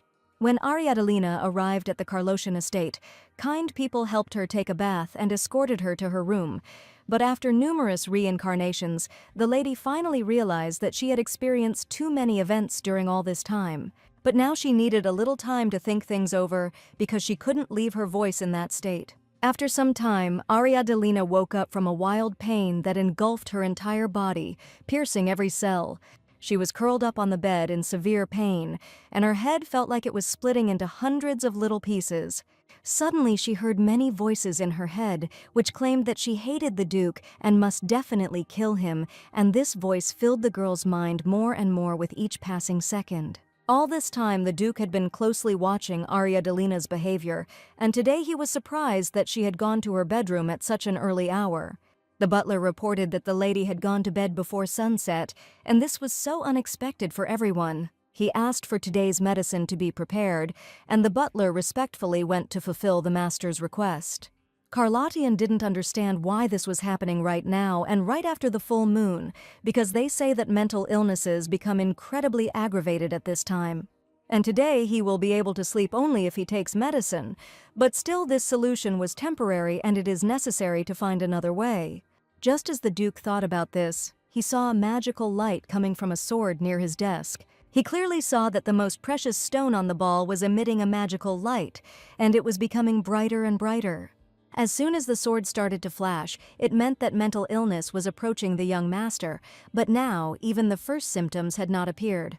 Suddenly the butler ran through the door and shouted loudly that something had happened, and it required the master's immediate attention. As it turned out, that night, Madame suddenly developed the first symptoms, and Hertz could not believe what he heard, because it could not be. He ran into the girl's bedroom and saw how the courtiers were trying to cope with her, and she was screaming loudly that she was feeling hellish pain. The lady was crying so hard that her screams could be heard even in the distant parts of the mansion, and this scream was completely unlike human. I clearly understood that Ariadalina showed the same symptoms of mental illness, and she could harm herself. The young man came up and grabbed her hands, calling her by name. I understand that now he will have to stop her by any means necessary. Ariadalina sat in tears and could not even pronounce the Duke's name, but only tearfully begged him for help with her eyes. That evening, those eyes showed themselves to be familiar to the girl, the eyes of someone who was suffering just like him. And the Duke only reproached himself for the fact that he should have understood immediately when she mentioned the connection between degeneration and mental illness. The butler at that very moment brought the Duke the medicine that had to be taken during each attack. Carlotian held the bottle up to the girl's face and asked her to drink it immediately, assuring her that it would help relieve the severe pain. For Ariadalina, the pain was so unbearable that she completely lost her mind and did not understand what was happening around her. The Duke understood that he would have to use force to make him drink even one sip of the medicine, which should take effect immediately. That is why he asked all the servants to quickly leave the room, because only he could help this innocent girl. He unscrewed the cap of the bottle and understood that if this continued, Ariadalina could go completely crazy. So he took a sip of the medicine and kissed the girl so that the medicine would also get into her mouth, because she categorically refused to take it on her own, but she was running out of time. While the Duke was on the girl's lips, Ariadalina completely forgot that she had recently been seized by wild hysteria. The Duke finally managed to pour the potion into the girl's mouth, and it should soon take effect. The girl's body began to gradually weaken, and with each passing minute, Carlotian felt that it was becoming easier for her to breathe. And now they needed a little time for Ariadalina to come to her senses after the wild emotional stress. The medicine didn't work instantly, but it will still help you calm down quickly. Ariadalina buried her face in the chest of the young man with whom she had experienced a huge number of emotions and shocks throughout her life. She screamed that it was he who made her so unhappy, hitting the young man in the chest with her fists, hoping that he would someday understand something. All she needed was for him to look at her at least once with kindness and love, like he had before. Ariadalina began to cry loudly again and asked the young man to listen to her words at least once and understand her feelings, and not be so cold. She continued to hit him with her fists, but the next second she seemed to weaken and sat down in front of him, her sad eyes directed forward. And today, Ariadalina asked for only one thing: that Carlothian would simply love her as before, with care and trepidation, respect and prudence, and never let her go again. This time, Ariadalina was absolutely sure that it was all over, and she had messed everything up again, but this morning she finally felt Carlotian's warmth. And it would probably have been much easier for the girl if these disturbing memories had simply disappeared from her memory, but she clearly remembered every moment. In order for Ariadalina to drink the medicine, the Duke took it into his mouth and then kissed the lady, and he probably did this only for medicinal purposes. But the worst thing was that Ariadalina actually told the Duke that she wanted him to love her with a pure and sincere love. The girl jumped out of bed and was indignant. How could she even think such a thing, and even more so say it personally to the Duke, and probably this body still had the memories of its former owner. The Duke noticed that it seemed that Ariadalina had already woken up a long time ago, and now the lady was afraid that he might misunderstand her. So she decided to pretend that nothing had happened, that she didn't remember anything, and the first thing she asked was what had happened between them yesterday. Karlochin looked at the girl silently, surprised that she was asking such strange questions. He asked her if she remembered anything about the previous night, and Ariadalina insisted that she had no memory whatsoever. There were strange cuts on the Duke's hands, and Ariadalina was afraid that she might have hurt him and forgotten everything. The Duke offered to take up the treatment, but Ariadalina wanted to know if something really bad had happened last night. The Duke asked her to look at her lessons, and maybe then her memory would return faster. Ariadalina looked at her palms, which were covered with bruises and abrasions, but she remembered absolutely nothing. The doctor came into the room and carefully examined the girl's hands and also checked her overall condition. The Duke noticed that Ariadalina had long since stopped coughing, and it seemed that her throat no longer bothered her. Touching her neck, the girl only now realized that the Duke was indeed right. Ariadalina politely asked the doctor for a mirror to see what was happening to her scar. She carefully removed the white satin bandage from herself and saw that the scar was definitely disappearing, although this time it was definitely not because of the Duke. She tried to pronounce the vowel to feel if her throat still hurt as much as before. She clearly felt that the pain had significantly subsided, but as soon as she tried to make herself louder, she began to cough violently. Suddenly the Duke asked. Ariadalina was very worried about her voice, and he would like to know the reason for such worry. Ariadalina said that if her throat heals, she will be able to sing again and do what she loves. Now that the treatment was over, they needed to return to discuss many things. The first thing Karlochin wanted to talk about at the table was mental illness, and to think about why it was transmitted to his girlfriend at the moment when he wounded her with a sword. The symptoms began to manifest after returning to the past with the Duke, and Ariadalina was simply trying to state the facts while the Duke could not put anything together in his mind. She asked him to tell her more about the sword, and perhaps this sword was connected to a strange mental illness. According to the Duke, the sword was completely imbued with evil black magic and was intended only to do evil. In reality, it looked like an ordinary sword, but at night it emitted dark magic that permeated this world. If you remember, the heroine was already associated with black magic because she had previously used it on Princess Dorothy. The heroine admitted that she did not curse the saint and did not do this, and had to clarify this once and for all, so that no one else would dare to think about her like that. In their conversation with the Duke, they returned to the previous topic again, and in his opinion, Ariadalina still could not admit much. The Duke loudly put his mug down on the table and declared that he did not want to hear anything more about that girl in her defense.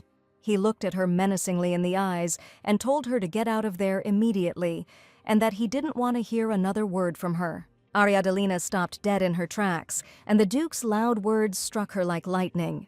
She left the office and decided that she had enough, and when it came to Dorothy, the Duke began to completely ignore her words, and she understood perfectly well why he was angry.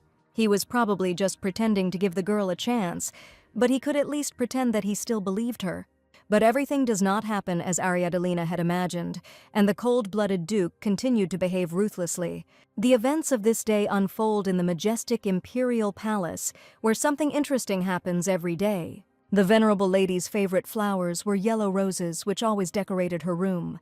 In the imperial palace there lived a fragile princess named Elmondi Borovicia, and from early morning she called one of the maids to talk to her. The maid said that she had heard that Ariadalina had returned to the capital, but the princess was interested in what had already happened next. There were rumors that she was staying at Duke de Nabas's mansion, and that she was last seen there. The maid told her about all the latest rumors and bowed her head low so that the mistress would not think to be angry with her. The princess was surprised that Karlothian had really given shelter to that hated woman, and it was truly amazing. Rumors of the engagement between the princess and the Duke quickly spread throughout the empire, from the palace to the smallest villages. The princess thought that if rumors started, the Duke might listen to them, but it turned out differently. If the engagement does not take place, the emperor will intervene, and he values the prestige of the imperial family above all else. In order to preserve the dignity of the princess, he will do everything possible to ensure that the engagement takes place. But the saddest thing was that at such an important time, the Duke brought his ex-wife to his mansion. The princess asked to bring from the secret storage the item that she now incredibly needed. She was going to deal with this girl once and for all, so that she would never dare to stand in her way again. The girl tore the fragile yellow rose apart with her hands, and its petals slowly fell to the floor as the princess prepared to eliminate her rival. Some time had already passed, but no matter how much Ariadilena thought about what was happening, she could not resign herself and leave everything as it was. That princess from her memories was the real culprit, and it would be great if the real Ariadilena could curse them. For this reason, the girl thought about dark magic and decided that she should definitely learn more about it. As soon as Ariadilena thought about dark magic, a loud sound seemed to sound in her head, and for a moment she stopped breathing. Suddenly she heard a voice in her head. It was the voice of a young girl whom she seemed to know very well. This voice was similar to Ariadilena's voice, and probably the past heroine somehow wanted to help the girl who was now living her life in her body. Suddenly, Ariadilena began to pronounce strange words that she had definitely never heard or known before. These words were like an ancient magical language, and at that moment the heroine had no control over her voice at all. She was very surprised, because upon hearing the words spoken from her lips, the girl was overcome with wild excitement. Because all this time her mouth was moving on its own and uttering strange magic spells. And how inopportunely the Duke appeared next to her, who caught the girl reading strange spells, who had previously claimed that she was innocent and did not know black magic. The Duke thought that the lady was trying to curse Dorothea again, but Ariadilena was trying to justify herself. Ariadilena was surprised that the Duke still thought that way about her, that she had deceived him and cursed the princess. She could not mistake this contemptuous look for anything, and this was probably all that Ariadilena saw in her family life. Ariadilena once again insistently repeated that it was not her. If she finds the real culprit, what will the Duke do in that case? The young man laughed and said that if the girl managed to find the culprit, then he was ready to kneel before her and asked her to remember these words. She was going to prove that she was not involved in dark magic, and even more so, did not try to harm the princess. The girl had been feeling quite well all day, but now, in one moment, it was as if all her feelings and mind had turned upside down. She completely forgot that as soon as the sun sets below the horizon, new severe torments await her. And mental illness takes hold of her completely as soon as the moon descends into the sky. The last thing the girl saw was the Duke loudly shouting her name, but then she remembered absolutely nothing. She woke up from a strong, excruciating pain that pierced her chest and did not subside for a second. The Duke carefully treated the girl's wound and said that it would hurt for some time, and she would have to be patient, but she needed to take medication every day. But because of the wild pain, Ariadilena did not hear the words of the young master, but only screamed for him to immediately close his mouth. Suddenly, she threw herself into his arms with all her might, as if seeking the protection and support she had been waiting for many years. The Duke felt that the girl was getting worse, asking her to wait a little and be patient, believing that the severe pain would soon subside. At that moment, Ariadilena asked the Duke to kill her with his own hands if he could never love her again. And the reason for everything was Ariadilena's tremulous feelings for the Duke, who never gave her a chance for reciprocal love. Ariadilena looked tenderly into the Duke's eyes and called him her most beloved person, who truly became like family to her. She wrapped her arms carefully around his neck and informed him that she would only tell him this information once, and that he should listen carefully. She leaned closer to his ear and whispered that all her suffering and death happened only because of him. Due to her mental illness, Ariadilena had memory lapses, and after a couple of hours, she truly regretted what she had done. She insisted that what happened yesterday was a mistake, and, in any case, the young master needed treatment. Taking off his shirt in front of the girl, the Duke quietly declared that he did not need a doctor's examination, but the lady should look and think a little about her behavior. At that moment, the maid Rhody burst into the bedroom and informed the master that important preparations for the meal were underway. But to her surprise, she saw the young Duke tenderly hugging the lady around the waist, and the girl looking with frightened eyes at the servant who entered. Rhody immediately felt embarrassed and began to tearfully beg for forgiveness, because she did not expect that someone would come in at such an inopportune moment. She reported that dinner was almost ready, and Carloshan asked his ex-wife to also get ready for the dining room. At the dinner table, the Duke asked the girl never to do such reckless things again, and had she forgotten how she jumped down the stairs yesterday.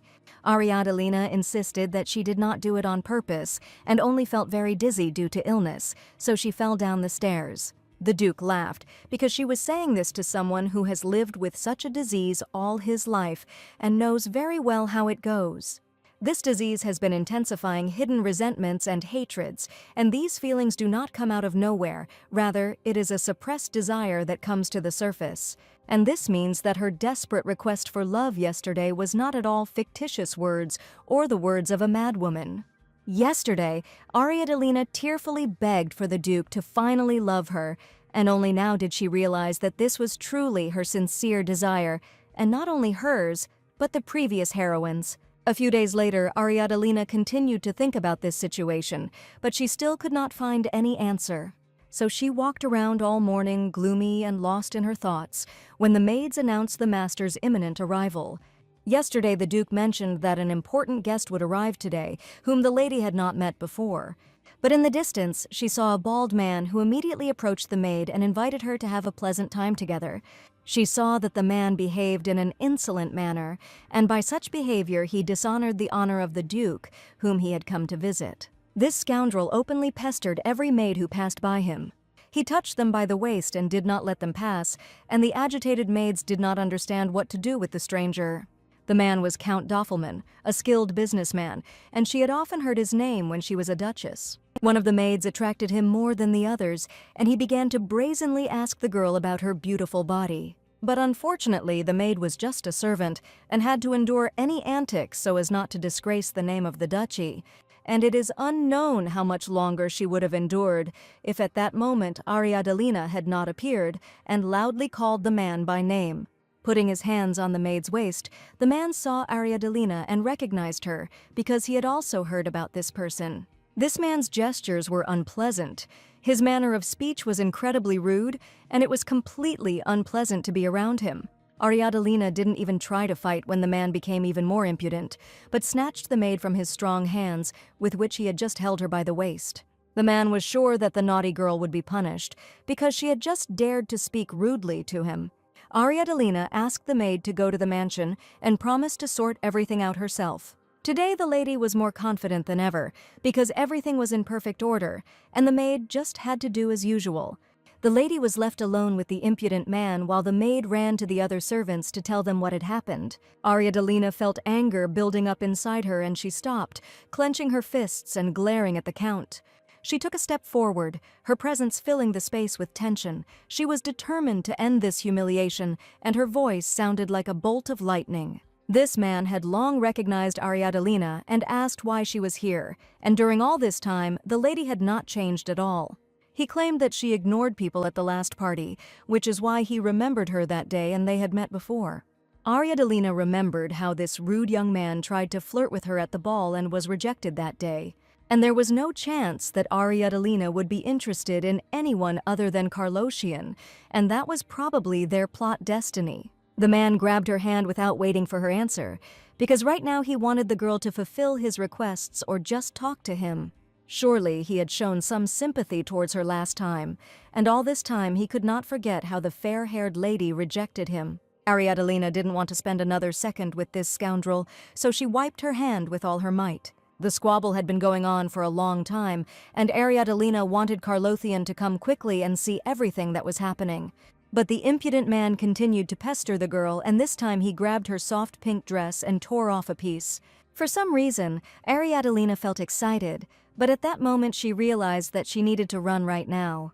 The enraged man had already managed to stand up and grab the girl by the shoulders, not allowing her to move another step.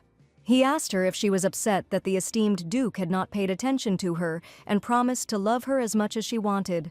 But Ariadalina didn't need anyone's love anymore, and she kicked the man in the chest with all her might so that he would finally leave her alone. His voice was loud and rough. He laughed, giving his words a cheeky undertone that seemed to pierce the air around him. Ariana desperately searched for a way out, feeling time dragging on like it was in slow motion. But the man continued to hold her hand and shout that the lady would never be able to leave him again, because she had already fallen into his clutches once. Ariadalina screamed loudly for the man to take his dirty hands off her and pushed him away from her sharply. The man was sure that the girl was crazy and thought too much of herself, but now was the time to take advantage of the opportunity because Ariadalina's dress was completely torn. She shouted loudly the name of the Duke, who was due to appear any minute, and see what his invited guest was doing. A few seconds later, the Duke in a black jacket appeared in front of them and declared that he did not really like noise in his house. He abruptly threw off his jacket so that Ariadalina could cover the torn dress and bruises on his body. At that moment, the maid ran up to the girl and tried to calm her down because it was she who stood up for her. The Duke declared that everything within this estate belonged only to him, and especially the people who were here. But the Count insisted that the girl was a malicious criminal and that she could certainly be treated as one wished. The scoundrel, seeing the Duke's determination and realizing that he had no chance, was about to push him away, but the Duke instantly caught his hand, like a predator seizing its prey. The Duke grabbed the man by the throat and with one sharp movement threw him with all his strength onto the concrete floor. He began to groan and toss and turn, and foam came out of his mouth, and it was clear that the Count had probably broken something. At this point, the Duke repeated once again that one should never touch what belonged to him, and that in the future the guest should learn new rules that should be respected. The man, noticing that the Duke's steely gaze was making him nervous, tried to retreat. And soon he admitted that he had made a huge mistake and had not thought at all about what he was doing towards these girls. The Duke asked the Count never to show his face again and to immediately leave his mansion, forgetting the way here. All this time, the girls sat and watched as the Duke militantly defended his honor, not giving anyone a chance to encroach on his dignity. Ariana quietly thanked the young master for saving her because he appeared at the most necessary second. The Duke took the girl's hands, and now she was finally completely safe when she was next to him. He saw fear in her eyes again, and Ariadalina seemed unable to remain calm ever again. Taking the girl in his arms, the Duke said that first she would need to change her clothes, but the lady did not understand why he was doing this. The maid confessed that this was the only outfit that Madame had, and she had no other dress. As soon as the Duke heard about this, he and Ariadalina went to a famous clothing boutique, which was headed by Madame Rosanna. In order to go to the boutique, she had to borrow a dress from one of the lovely maids, who happily provided the most beautiful outfit. The lady inquired what brought the Duke here, but she doubted, looking at the girl, that their things met her standards. The Duke said menacingly that he had no time for unnecessary talk and that he had come here to buy a good dress.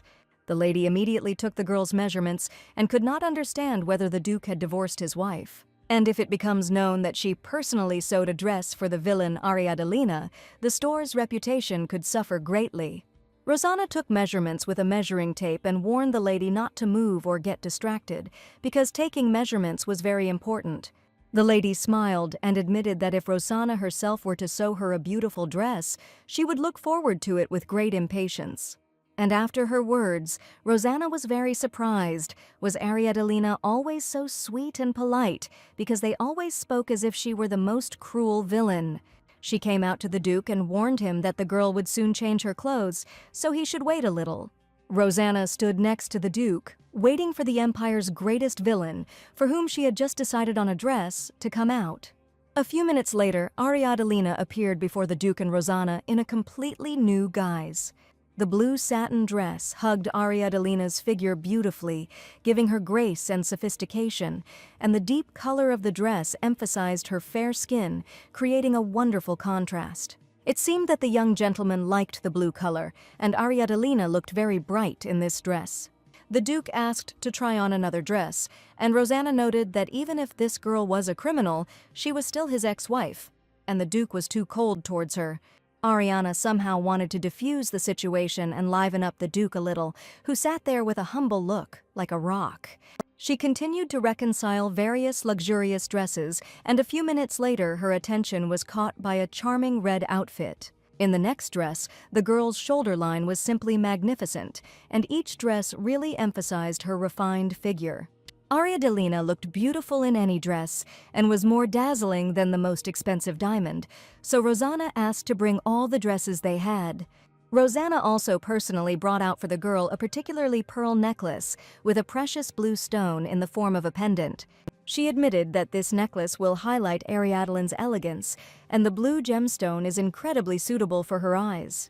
As soon as Rosanna tried to fasten the necklace around the girl's neck, she saw that her entire body was covered in scars, and she had probably been subjected to cruel treatment due to her status as a criminal. Rosanna wondered why the villainess had changed so much, and it seemed like she had lost her mind forever from the pain. Finally, Ariadne stopped her attention on one of the dresses, in which she looked like a beautiful princess. Ariana liked all the dresses, and Rosanna asked the Duke if he liked anything. He asked to adjust the lace at the bottom of the first dress because Ariadne loves active movement, so it is necessary to use a lighter fabric and change the color of the third and sixth dresses. It turned out that the Duke had been watching closely from the very beginning and even noticed details that the boutique owner herself had forgotten about. The Duke warned that he planned to continue buying clothes from this store and asked someone to send dresses to the estate every month. Even the boutique owner did not expect that the young lady liked the dress so much and was very glad that the Duke agreed to continue collaborating with the boutique. But now was not the time to think, because Ariadne had lost her mind, so their relationship had improved, and Rosanna had to tell everyone for the sake of her store's well-being. You see, the most important thing is that the villain of the empire, Ariadne, had changed, and she herself was convinced of this. The surprises did not end there that day, and upon arrival at the mansion, the Duke had prepared another important event for Ariadne. He confidently declared that from that moment on, Ariadne would live only in his room. The Duke admitted that he had not been able to sleep properly all this time because of the girl's illness, and perhaps it would be better to keep her close. The girl was sure that sharing a room with her ex-wife was rather strange, but the Duke looked very tired, and because of this, she felt guilty. She was genuinely worried about the Duke and asked if he was really okay after everything that had happened. Ariadne asked what Carloshan was going to do if stupid rumors started to circulate about him sharing a bedroom with his ex-wife, since some people were still expecting him to be an heir. But after the Duke's menacing look, Ariadne realized that she no longer wanted to ask him any questions. She was only trying to take care of him, but the Duke asked her to mind her own business and promised to deal with his own himself. The heroine decided that she needed to stop worrying and instead think about the scar on her neck that had been bothering her all this time. Ever since the scar appeared on her neck, Ariadne always wore a beautiful bandage, but now she felt that the scar was healing well. Although she didn't know the exact reason why everything happened, maybe now she would finally be able to speak a little louder and hear her voice. She stepped out onto the balcony, where the rays of bright sunshine were shining, and took a deep breath of fresh air, opening her mouth slightly and preparing to make a sound. Ariadne sang one letter, and her voice was still hoarse and her throat was sore, but most importantly, she could sing again. And these were the most joyful and happy feelings in a long time since Ariadne tried to get her voice back. Standing on the balcony and feeling the warm breeze, she felt like the happiest person on this planet because she could speak again. The Duke, who was below, suddenly heard a quiet, pleasant singing coming from somewhere on the balcony. It was the first time he had heard anyone drinking in this mansion, especially if it was Ariadne. He turned around, saw her standing on the balcony, and noticed that the girl was finally glad that she was just alive, because she was singing a very sweet song about love. Ariadne said she loved to sing, but the Duke thought her changes were just superficial attempts to please the young master. So he closely watched the girl's behavior, but still could not understand her true intentions. Now he saw Ariadne's incredibly happy face as she sang a love song with such an expression on her face, and she must have put her whole soul into this song, imagining herself singing about one special man. There was an important meeting taking place in the Duke's office today, which he decided to end immediately upon his arrival. The surprised guests looked at him, and it seemed as if something had recently happened here that the Duke did not yet know about. The men heard that Lady Ariadne had just performed a song on the balcony, and she had clearly dedicated it to her master. The young man also noticed that the girl was singing from the balcony of the Duke's room, and they realized that they were not sharing one room for two, and that the Duke was probably planning something. Much to Ariadne's misfortune, her voice only lasted for one song, after which she immediately began coughing up blood again. The lady came out from the balcony, and the first thing she saw in front of her was the Duke, who seemed to have been standing there for a long time and waiting for her. Karloshin looked cold-blooded, and he silently looked at the girl with a piercing gaze. At first, Ariadalina was afraid that Karlothian wanted to scold her for something, but in fact, he simply finished work early, and that was why he came here. Karlothian wanted to know what song the girl was singing, because she had made an incredibly pleasant impression on him. Ariadalina smiled sweetly and asked if he heard the song, then surely some thoughts and feelings arose in his head. The Duke seemed not to know what the lady wanted from him, but she was only asking his opinion about the song. The Duke spoke slowly. This song was unusual and sad for him, and everyone knew that the mysterious meaning depended only on the listener. All this time, the young man could not understand what feelings the song brought about, and asked if the girl was really going to continue singing. Ariana thought this question was rather strange, but suddenly the Duke stated that girls probably shouldn't sing in front of other people. Before this, the lady had already thought that the Duke would come specifically to tell her that she had sung poorly, and her thoughts turned out to be justified. So she immediately admitted that she herself didn't really like the song, but unexpectedly the Duke declared that the song was quite good. The Duke even coughed out of embarrassment at the end of his words, but naive Ariadalina thought that he just had a cold. She thanked the Duke for his sincere thoughts and was very glad to hear his opinion. Duke Karloshin looked away awkwardly, as if trying not to meet Ariadalina's eyes. Feelings of admiration and embarrassment were fighting inside him, because he understood that he could not remain indifferent to her charm. Ariadalina didn't know how to take the Duke's reaction, or whether it meant that she hadn't sung well enough, but even so, she was grateful that he was trying to comfort her. The girl went about her business and decided to forget about everything unnecessary, because now she needed to research dark magic. Karlothian closed the door behind him and felt how embarrassment was gripping him, and he thought about the girl more and more often. For a moment, the young man even thought that he was going crazy, because just the thought that the song could be intended for someone else made him incredibly angry. And when Ariadalina sang her first song on the balcony with a happy smile, only he saw her like that. The young man was sure that only he had the right to see her true happiness. But these thoughts turned out to be rather absurd, considering that they had not had any relationship for a long time. The Duke appeared before his ex-wife in an unbuttoned robe, who stared with admiration at his incredibly beautiful body. The lady even looked up from reading an important book as soon as she saw the strong muscles of the young gentleman. Karlothian, it seemed, had not expected that she was still there, and with a cry he pulled his robe shut. The lady insisted that the young man himself had recently offered to let her stay in the room, and now they were making her out to be a fallen girl who was looking at men's bodies. Having quickly changed his clothes, Karlothian turned away from Ariadalina and continued to stand with his back to her, so much so that she even thought that he might be angry with her for something. But she did not understand the reason for his indignation, because he himself asked her to stay and live in his room.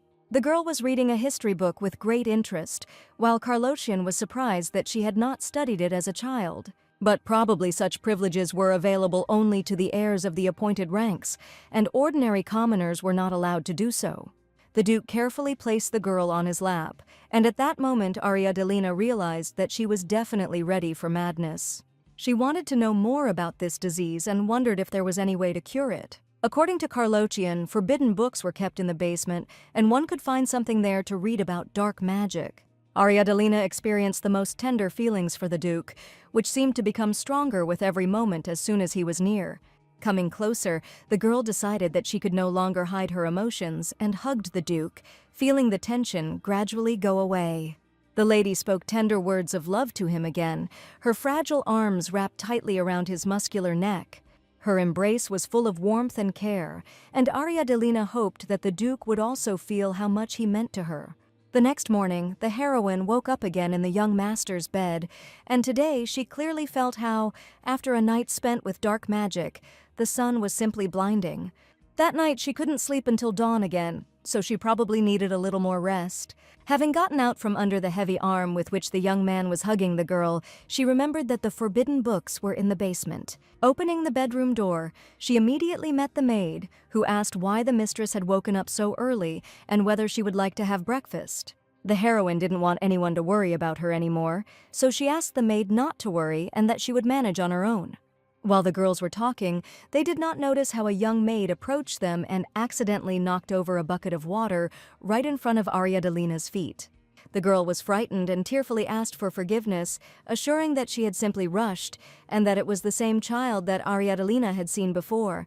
She asked if the girl had made a mistake, since she had just fallen with a heavy bucket of water. But fortunately for the maid, everything was in perfect order, and she did not receive a single abrasion or bruise, but she was incredibly worried that she had spilled a bucket of water right in front of the mistress. Ariadne insisted that there was no need to scold anyone, because the maids worked hard every day and tried to keep the palace clean, warm, and cozy. The maid who spilled the bucket of water was called Rhody, and she was so scared that her voice even trembled. She was sure that the mistress would punish her, but Ariadne only asked to prepare a hot bath for her.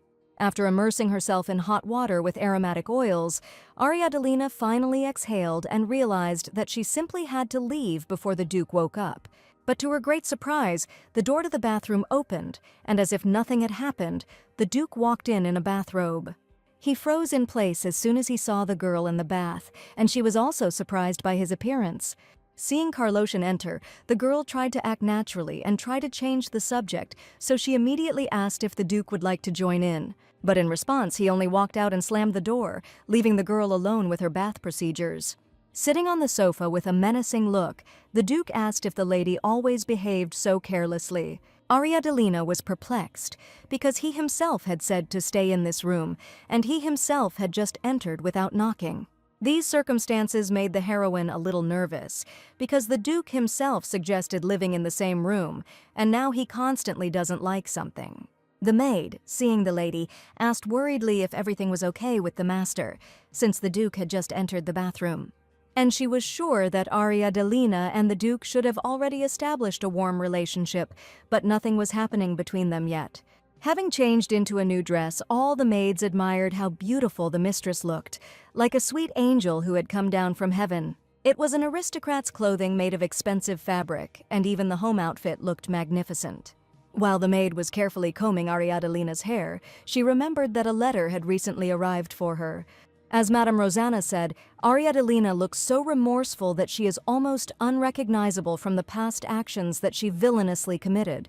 The aristocrats were sure that Ariadne had sincerely begun to repent of her sins, and they say that even the crown princess had already forgiven her. But the ladies did not understand why the Duke continued to keep her in his house, and whether he really thought of marrying her again. Discussing other people's relationships was a common pastime for aristocratic ladies, and the main topic today was the rumors that the Duke was going to marry the princess. In any case, Ariadne would get what she deserved, and each of the girls was sure of it. One of the ladies who'd been sitting in the center and had been silent all this time finally confessed that she was very curious to see how much the villain Ariadne had changed, and that girl was Dorothy Antrua. Dorothy Antroy was the daughter of the famous Antroy family of counts and had a high position in high society. She was known for her impeccable manners and charm, which were highly valued in Soviet circles.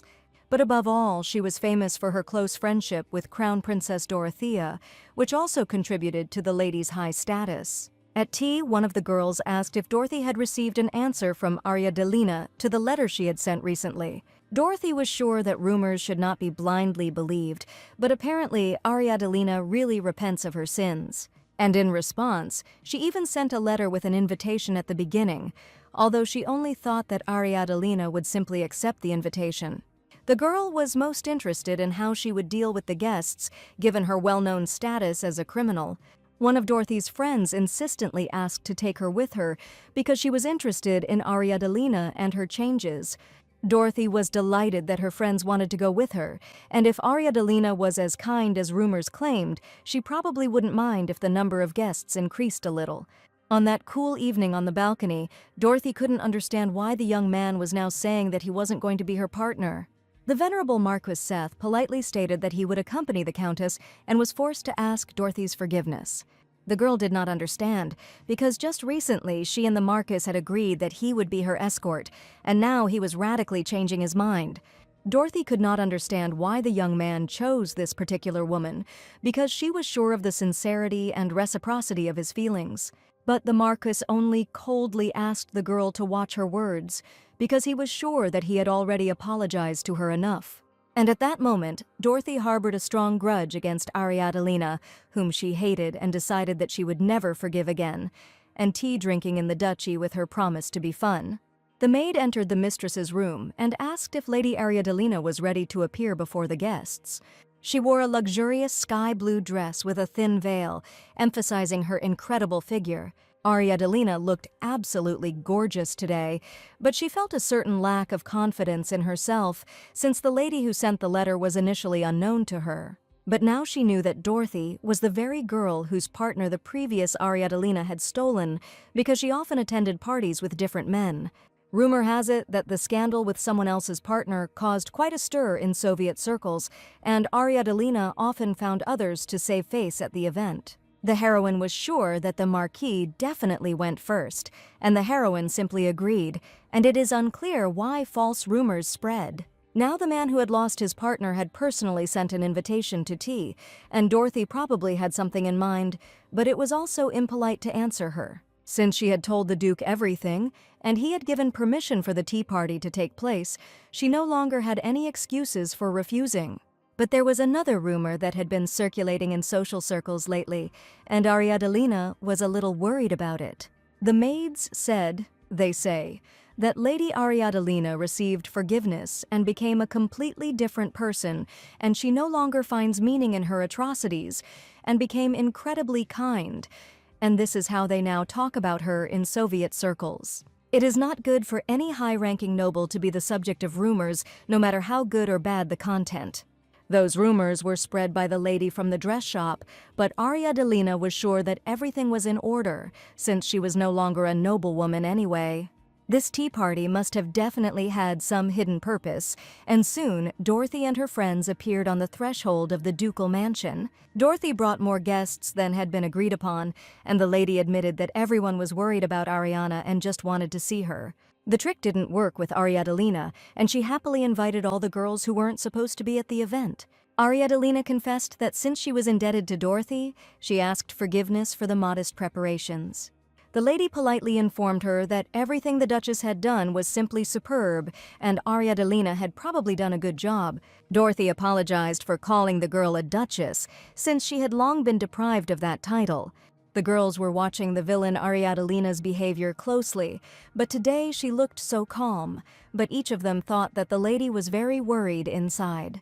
Indeed, it was quite pleasant to be with Ariadalina at tea, and she also offered the lady to try a wonderful flower tea from the mountains. After a pleasant conversation, Dorothy admitted that she would like to see the magnificent garden of the mansion, about which there were so many rumors. It was cloudy outside, and Ariadalina was worried whether everything would be okay, but Dorothy insisted that she wanted to see the garden during the rain, because when else would he have such a wonderful opportunity? Her friends also confirmed that they would be happy to visit the famous garden, and now it was up to the lady to decide. The guests insisted that Ariadalina show them the beautiful garden, and after thinking a little, the girl agreed. Ariadalina couldn't even imagine what the guest might be planning with this act, so she simply decided to see what would happen next and go to the flower garden. A young maid just happened to look into the room where the tea party was taking place and thought Ariadalina did not ask to remove the cold tea before her arrival. She thought that if she put everything in order, the mistress would surely praise her, and now she needed to quickly and thoroughly clean up. The maid began her work responsibly, but her gaze was drawn to the mysterious gleam that emanated from the ring lying on the floor, and it definitely belonged to one of the aristocrats. It was a beautiful warm day outside, and the girls were slowly strolling through the fragrant garden. All this time they had been communicating quite pleasantly, and Ariadalina could not even imagine where to expect a trick from Dorothy. While cleaning, the maid found a ring with a precious stone on the carpet and thought that perhaps one of the guests had dropped it, so she quickly finished cleaning and decided that the ring needed to be returned to its owner as soon as possible. Walking through the blooming garden, the ladies wondered if the Duke had brought the girl to the palace because he wanted to look after her. They considered the Duke to be an incredibly responsible person, because just think, he was ready to bear the sins of his ex-wife. That's why Ariadalina is proud to live in the main house, and the Duke himself brought her here. She tried to behave politely and with dignity, but all this time something was deeply troubling her soul. Suddenly, Dorothy admitted that judging by the clouds it was going to rain soon, so they should probably go back and continue drinking tea. But Ariadalina, looking at the sky, did not see a single cloud, but still agreed to play the game Dorothy had conceived. Dorothy was the first to enter the living room and immediately sighed that she had probably taken off the ring before going for a walk and left it here. But now it is not in its place, and probably it disappeared or someone brazenly came and stole it. Ariadalina couldn't believe that Dorothy had just finally started her insidious plan, which she had thought out in detail for a long time. The lady said that she would order the servants to search the room, but for some reason Dorothy refused her offer. He stated that judging by the cleaning, a servant had come in here while there was no one in the room. The haughty Dorothy asked for this maid to be brought here urgently, and a frightened Roddy entered the living room. The maid told the whole truth, that when she was cleaning she saw the ring and picked it up from the floor, but Dorothy insisted that she put it on the table. Rhodey always took her job seriously and insisted that the ring was indeed on the floor, so she tried to find the owner. Suddenly, the guest declared that everything indicated that the maid had tried to steal the ring, and if you found something, you should immediately give it to the head maid. Shielding the innocent Rhodey with her body, Ariadalina confidently replied that it was just a mistake and that she was just a child and still studying. But the lady insisted that if they didn't deal with such a mistake properly now, they could become the real masters. Ariadalina is still in the status of a criminal, but even before that, she was never the real mistress of this house. The guest insisted that even if the maid was young, she should still be punished for her mistake so that it would not happen again. Or perhaps the one who failed to train her properly should be punished, taking all the blame on herself. Ariadalina understood that the impudent lady was trying to turn the situation in such a way that she would take full responsibility for what happened. Dorothy smiled and said that out of mercy she was going to give the girl a choice, or she must punish the child herself, or kneel before her and sincerely ask for forgiveness for the fact that this house has dishonored the honor of the Marquise herself. Without a second thought, Ariadalina fell to her knees in front of Dorothy and bowed her head low. Even the lady herself did not expect the situation to be resolved this way, because she was sure that the hostess would now defend her dignity. Dorothy asked what Ariadalina was doing now, and the lady replied that she was sincerely apologizing, as she had asked. Kneeling was humiliating only for nobles, but not for Ariadalina, who had already seen a lot in her life. Ariadalina declared that she was too soft-hearted to beat a child, and besides, she had no intention of playing along with the vile Dorothy. The lady stated that the maid's mistake was entirely her responsibility, so she asked the guest to forgive her and not hold a grudge for the mistake she had made unintentionally. The heroine's voice sounded rather strange, and at that moment the Duke appeared before the guests, together with Dorothy. The lady never expected to see the princess at her tea party, especially at the most inopportune moment. The Duke stated that it was probably worth clarifying the situation that had happened, and his appearance was also quite strange for Ariadalina. And everyone understood that Carlothian would not allow everything to remain as it was until he found out the details of what was happening. But suddenly Ariadalina closed the door right in front of the Duke and Dorothy, and this gesture simply shocked all the ladies present. Ariadalina understood that given the situation, it would be problematic if Dorothy found out about what had happened. After all, the heroine knew that Dorothy was a close friend of Dorothy, and the princess would certainly not like this. Ariadalina said in a sweet voice that it was quite painful to feel hatred from others, and Dorothy probably understood what she was talking about. The Duke and Dorothy could not believe their eyes when Ariadalina personally closed the door right in front of their faces. A few minutes later, Ariadalina finally opened the door and pretended that the Duke had not seen her kneeling right in front of Dorothy and asked her what had brought him here. The Duke assured her that he had seen with his own eyes the girl just kneeling, but Ariadalina played a different game, insisting that she had done nothing. The princess didn't want to figure anything out at all, and Ariadalina had already thought that they would simply turn a blind eye to this situation. Dorothy asked to give her a minute, and she probably really wanted to talk to her close friend. Dorothy's friends also said that they would go for a walk in the garden while their friend talked. Seeing the Duke, Ariadalina felt a pleasant sensation and did not even understand when he managed to enter. Ariadalina sent the maids to calm down little Rhodey quickly, and all this time the Duke stood next to her silently, thereby causing awkward feelings. Finally he called her name, and Ariadalina, smiling sweetly, turned in his direction. Then something happened that she least expected, and the Duke simply took the girl in his arms, holding her tightly around the waist. Ariadalina felt awkward in the arms of the masculine young man who had just taken the shoes off her feet. And looking into his mysterious eyes, she had absolutely no idea what he was going to do with her next. Unexpectedly for herself, Ariadalina screamed loudly, but then asked for forgiveness because she was simply frightened by the unexpected actions of the young man. He asked the girl not to move and pulled back the hem of her dress, exposing Ariadalina's legs. As it turned out, the girl's knees were very swollen and there were large bruises on both legs, and it all happened because she practically fell to the ground. The Duke seemed to have pulled out a jar of healing cream from nowhere and was about to smear it on the girl's bruises. This tender moment left the lady with no chance, and the Duke's care melted her heart in an instant. He even started carrying a jar of healing cream with him on purpose, because someone was constantly getting into trouble and getting bruises and wounds.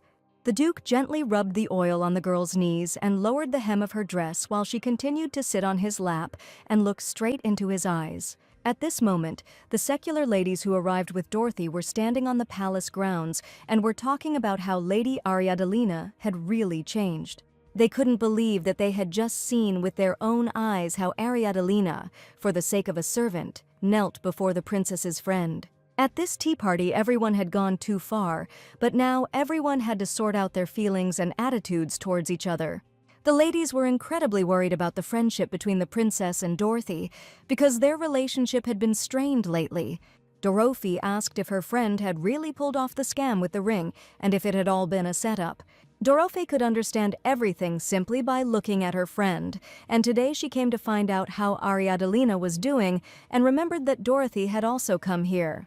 The friend knew that Dorothy had arranged all this only because of the Marquis, because he was someone she sincerely admired. One most terrible day, a stranger, Ariadalina, took away the most precious thing in her life. That is why Dorothy could not forgive her in any way, and was ready to do everything to make the scoundrel suffer. Although Dorothy was a little disappointed in the situation, she still understood her dear friend's feelings perfectly, because it was incredibly hard for her too. And her behavior was not a reason to hate the person with whom she had been friends for many years. Dorothy took her friend by the hands and only asked her to promise that she would never do anything like that again. All this time, Dorothy's friends watched the touching scene from afar and were also worried about their quarrel. But today was that very wonderful day when Dorothy and Dorothea finally made peace, and Lady Ariadalina showed herself in high society. Ariadalina had been sitting on the Duke's lap all this time, and just at that moment all the guests returned. Everyone saw that Ariadalina, sitting on the Duke's lap, was quite close to him, and that they clearly had a closer relationship than was known. Seeing this scene, Dorothy said that she had to leave and refused to accompany Ariadalina. The lady then asked for forgiveness for what had happened then, and both girls understood what was being discussed. It had been too long, and it was probably too late for an apology, but Ariadalina felt she had to say it. She wished Dorothy a good journey and asked her to be careful on her way home. Having changed her mind, Dorothy looked at Ariadalina and thanked her for the pleasant time they had spent together as she left the ducal mansion. After the important tea party, Ariadalina could finally catch her breath and asked the Duke not to do anything that others might misunderstand. She even suggested that the gentleman still liked her, but he was unlikely to marry her. And if he wasn't going to take her as his wife, he shouldn't let anyone sit on his lap. But the Duke insisted that he didn't do that to just anyone. Now rumors may begin to spread that Ariadalina sat on the Duke's lap, and soon the entire empire will know about it.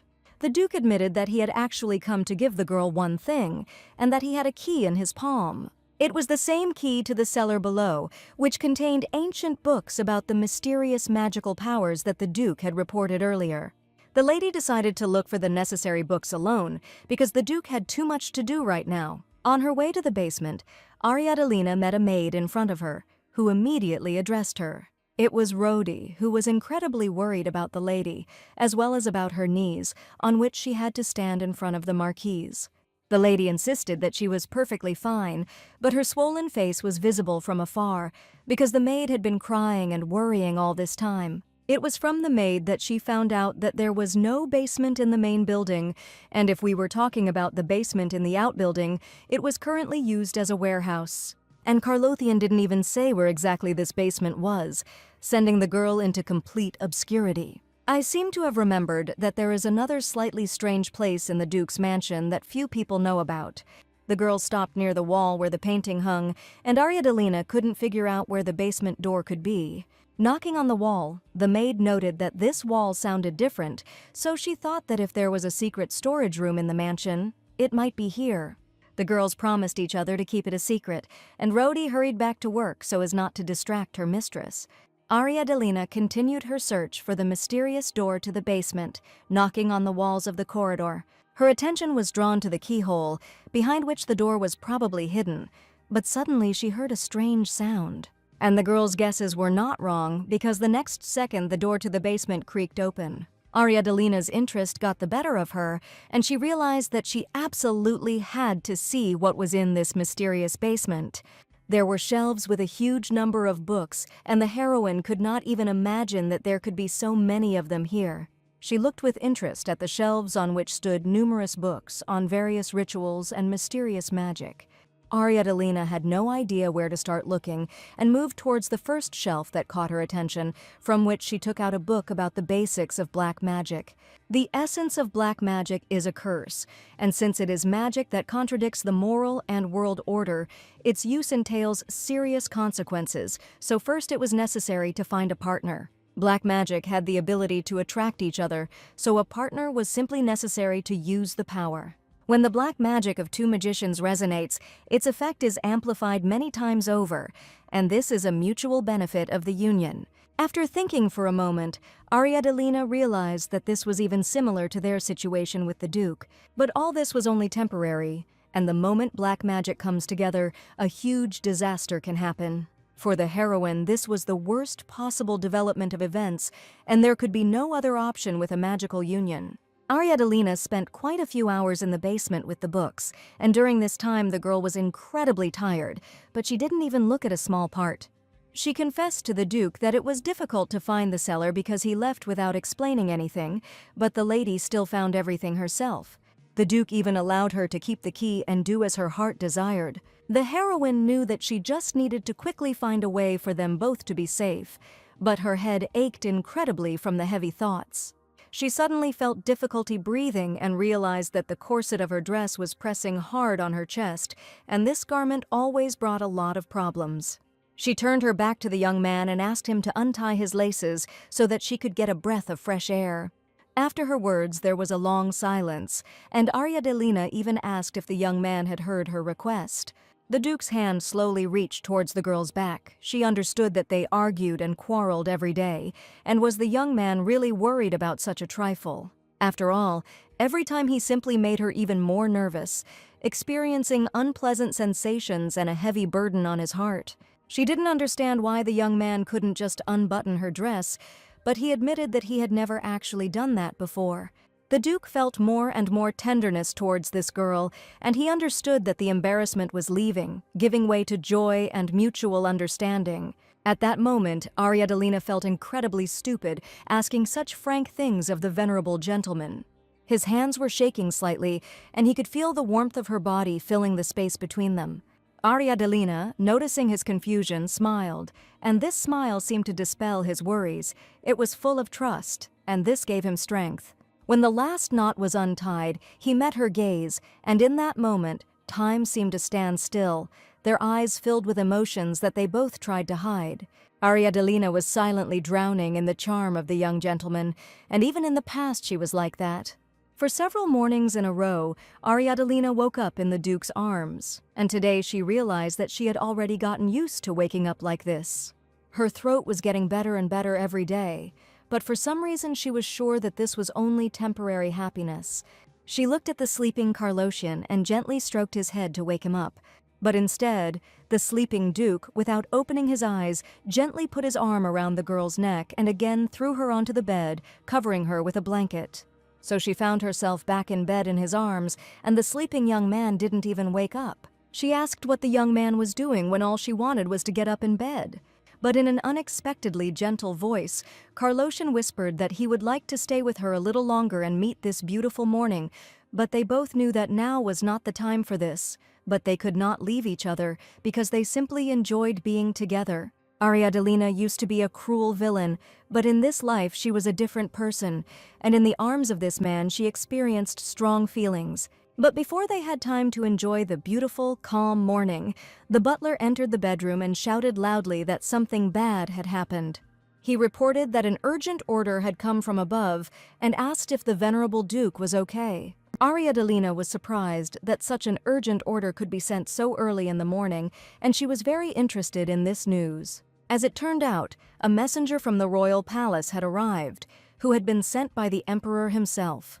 But the messenger arrived for the lady, who had to be urgently transferred to the prison of the royal palace. In an instant, the Duke's eyes filled with rage, and he asked again what the butler had just said. It turns out that someone put a curse on Princess Dorothea last night, and Lady Ariadolina is the only suspect. This news stunned the Duke and the girl, and Ariadolina immediately screamed loudly that this was a complete lie and that she was not guilty of anything. She was sure that Carlothian would not believe her words anyway, because the previous villainess had acted in exactly this way. Ariadolina stood up and confidently declared that only she could resolve this misunderstanding, and was ready to find evidence for everyone that all information about her was a complete lie. She had to do everything possible because she really wasn't guilty of anything. All the events that had caused the girl unpleasant feelings now made her just want to cry from helplessness.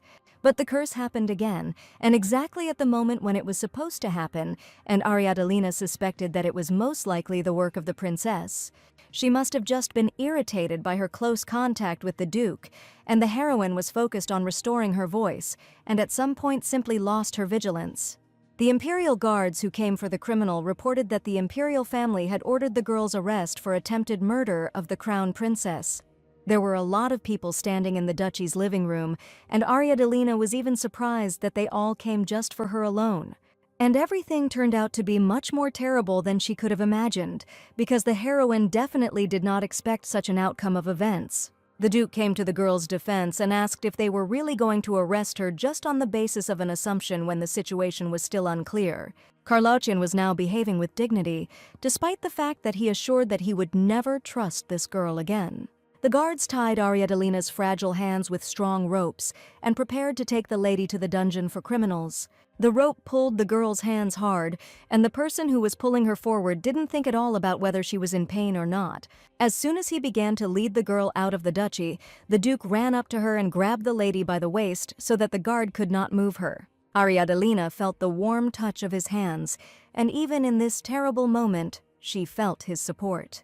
He asked the guards to be more polite, but they insisted that this woman was a criminal who had twice attempted on the life of the crown princess. But the Duke did not want to hear anything, because he said that it was not yet clear who exactly the criminal was. The guard assured that the Duke should understand the situation better than anyone, but for some reason he is now saying rather strange things. Ariadolina humbly lowered her hands and asked the young men to stop arguing, because this was probably her fate. Tears appeared in her blue eyes, and she sincerely thanked the Duke for the respect and care he had given her. Turning his back to the girl, the Duke understood that now every minute counted. She needed to come up with something so that the lady would not be sent to prison. But unfortunately, now he could do nothing, and the girls with their hands tied were already being taken in a carriage, asking the first questions. She insisted that she had not cast the curse, but the guard had met Ariadolina more than once and knew how skillfully she could lie. It was obvious that no one would believe the villainess, and Ariadolina asked how the princess was feeling. She learned that the curse was blocked by holy power, and that was the saddest news. Now, Ariadolina was trying to find out the details of what had happened, but the young man laughed, because the criminal herself should have known more than anyone else, and now she was asking stupid questions. Ignoring the young man's smirks, the heroine managed to find out that the curse began to manifest itself at midnight. And it is at this time that the heroine begins to have an attack, but it is probably not worth talking about now. She assumed that Karloshin was hiding something and pretending not to know anything, remaining in the shadows, and he probably didn't intend to tell her anything like that. A sharp pain pierced Ariadalina's soul because she had once again hoped for something, and now she had to figure everything out herself. A few hours later, the carriage arrived at the Imperial Palace, where the criminal was ordered to be delivered. The girl was already expected in the courtroom, where they wanted to find out whether she was guilty of the crime. She was brought to a huge hall to meet with the emperor himself and his family to clarify the truth of the curse. An emperor named Alexei Borovichia admitted that his knight had done a good job in such a short time and would certainly be rewarded for it. The emperor was perplexed as to how sweet Ariadalina could commit another grave crime, already being a criminal. Sitting next to the emperor was a lady with pink hair, and it was Princess Elmondi, the real villain from the original story.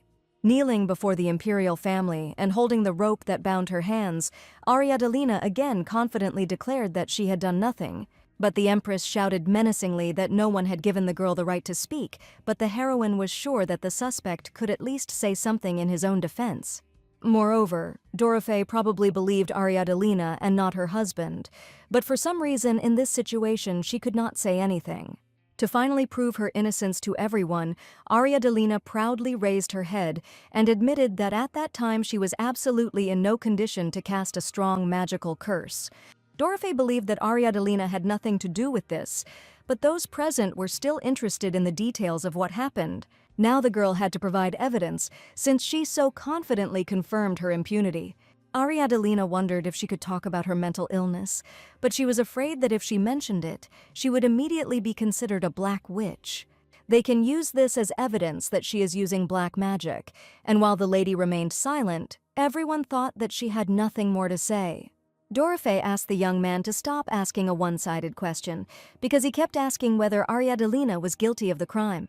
But he kept saying, "This woman tried to kill the princess twice, so they can't let this continue." After listening to the arguments of those present, Princess Elmondi expressed her opinion and suggested doing something different. In the Empire, admitting to using black magic is punishable by death, but the lady genuinely cared for the last princess and was also a friend of Ariadalina. Therefore, she suggested placing her in a special cell and then calmly listening to the girl's opinion. But the heroine understood that this was simply a reprieve, and if they wanted to give her the death penalty, then let them do it now. And perhaps this time it would be better to be reborn again. Before, Ariadalina did not know whether the Duke would remember her, but now she had no other choice. In order to receive the death penalty, she decided to admit her guilt and simply quietly leave this world, as she had long intended. But the self-confident lady hardly thought about anyone else except her desire to die and not be reborn, and she completely forgot that there was another person in her life for whom it was worth trying to do everything possible to stay alive. The Duke suddenly burst into the courtroom and headed straight towards the Emperor and his wife, who sat on the throne in bewilderment. The Duke dropped to one knee and asked for forgiveness for such a sudden intrusion, but had to provide information about his ex-wife. Everyone assumed that since the girl was in the Duke's mansion, he could probably notice something strange in her behavior. Seeing the sweet Duke in front of her, Ariadalina held her breath and waited to see what he was going to do next.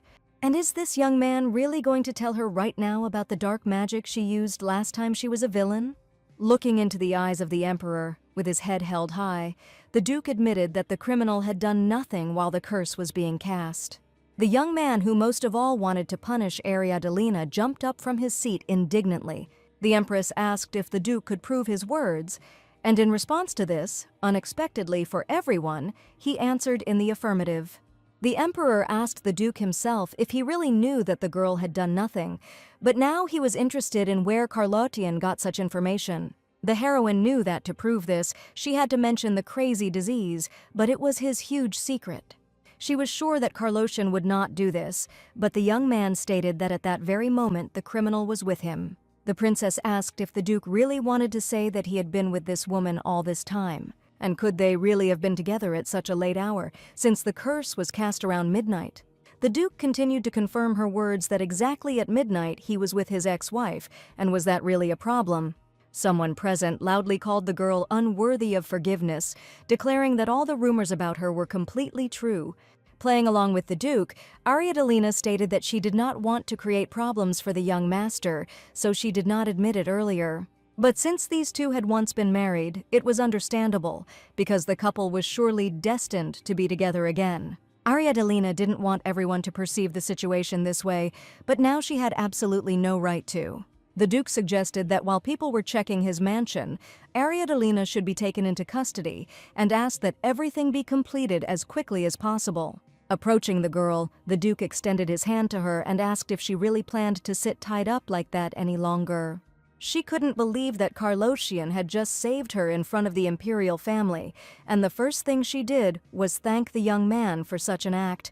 Ariadalina tried to stand up, but from kneeling for so long her legs gave way and she accidentally grabbed the Duke's shirt.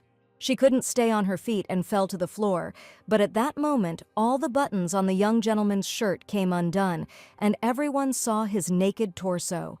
The marks she left on the young man were seen by everyone present, and at that moment Ariadalina was ready to burn with shame. But this situation once again proved that Ariadalina and the Duke were definitely together that night. She didn't want to be a laughingstock anymore and asked to be taken to jail immediately, and it sounded like she was going for a walk. The Emperor's son stated that given the Duke's relationship with the criminal, he could be suspected of deliberate patronage. Therefore, until the search of the mansion is completed, Carlothian must also remain in the palace. At this time in prison, the young man introduced a fragile lady in a pink dress who was still trying to find out information about the curse placed on the princess. It was the same curse as the first time, and it was suspicious if the same person was using the same method. Finally, they reached the dungeon where Ariadalina was destined to remain. For some time, the young man asked them to remain silent until her alibi was confirmed. Ariadalina found herself in a dungeon, the walls of which were cold and damp, and the silence around seemed oppressive, and every sound, even the rustle of her dress, echoed in the emptiness. She couldn't believe that she was here, far from light and freedom, and her thoughts kept returning to Duke Carlosian. Lately, the girl had become accustomed to sleeping in warmth, and in this dungeon she felt incredibly lonely. As expected, it was not worth asking to live in the same room, so as not to experience such mental anguish from separation. From strong emotions, the girl put her head on her knees and dozed off, and when she woke up, she couldn't even understand how much time had passed. Looking at the bars, she saw a princess who wanted to talk to her. She asked if the girl had really slept with Duke Carlosian, and Ariadalina did not expect to see such a frank question. The lady grabbed the bars and shouted loudly once again, asking if their relationship had really become so close. Ariadalina confessed that they really did spend that night together, and no one should know further details. The princess asked if the prisoner really thought that this would change anything, since she had simply spent the night in bed with him. But Ariadalina just smiled and replied that people's opinions can change, and everyone has the right to do so.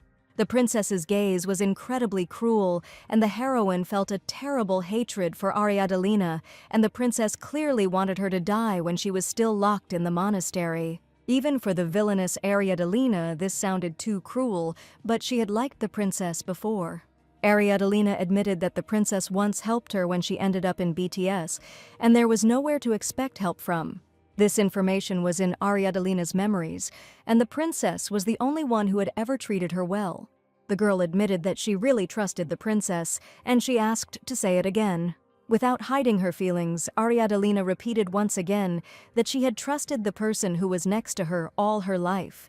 But for some reason, in response to these words, the princess laughed maliciously and behaved very strangely. Covering her mouth with her hand, she declared that these words sounded simply disgusting, and it was a shame that Ariadalina had even said them. Of all people, the princess had a special attitude towards Ariadalina, and she probably always wished her harm. Suddenly the girl turned around, and Ariadalina realized that she had heard the sound of the door opening and had probably sneaked in here. At that moment, the guard who had transferred her here entered the dungeon and called her by name. They confirmed that the testimonies of the mansion's employees and the Duke coincided, and carried out all the necessary investigations. Therefore, Ariadalina can leave the dungeon right now because her work will soon be completed.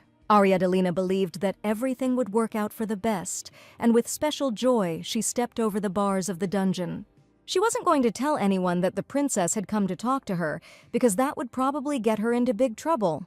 The imperial family still had doubts about Ariadne's innocence, and who would have thought, because in the past she was a cruel villain. She believed that Carloshan would not leave her in trouble and would do everything possible to bring her back to a life full of light and hope. And now, right in front of her stood the young man who saved her from imprisonment. The wounds from the rope still remained on the girl's tender wrists, and the Duke declared that despite the lack of serious evidence, they dared to treat her like that. The guard claimed he was acting according to the situation, and Ariadne felt the atmosphere between them growing tense. Carlottian asked if the young man could take responsibility for his loose tongue, but the heroine placed her palm on the Duke's face, trying to switch his attention to herself.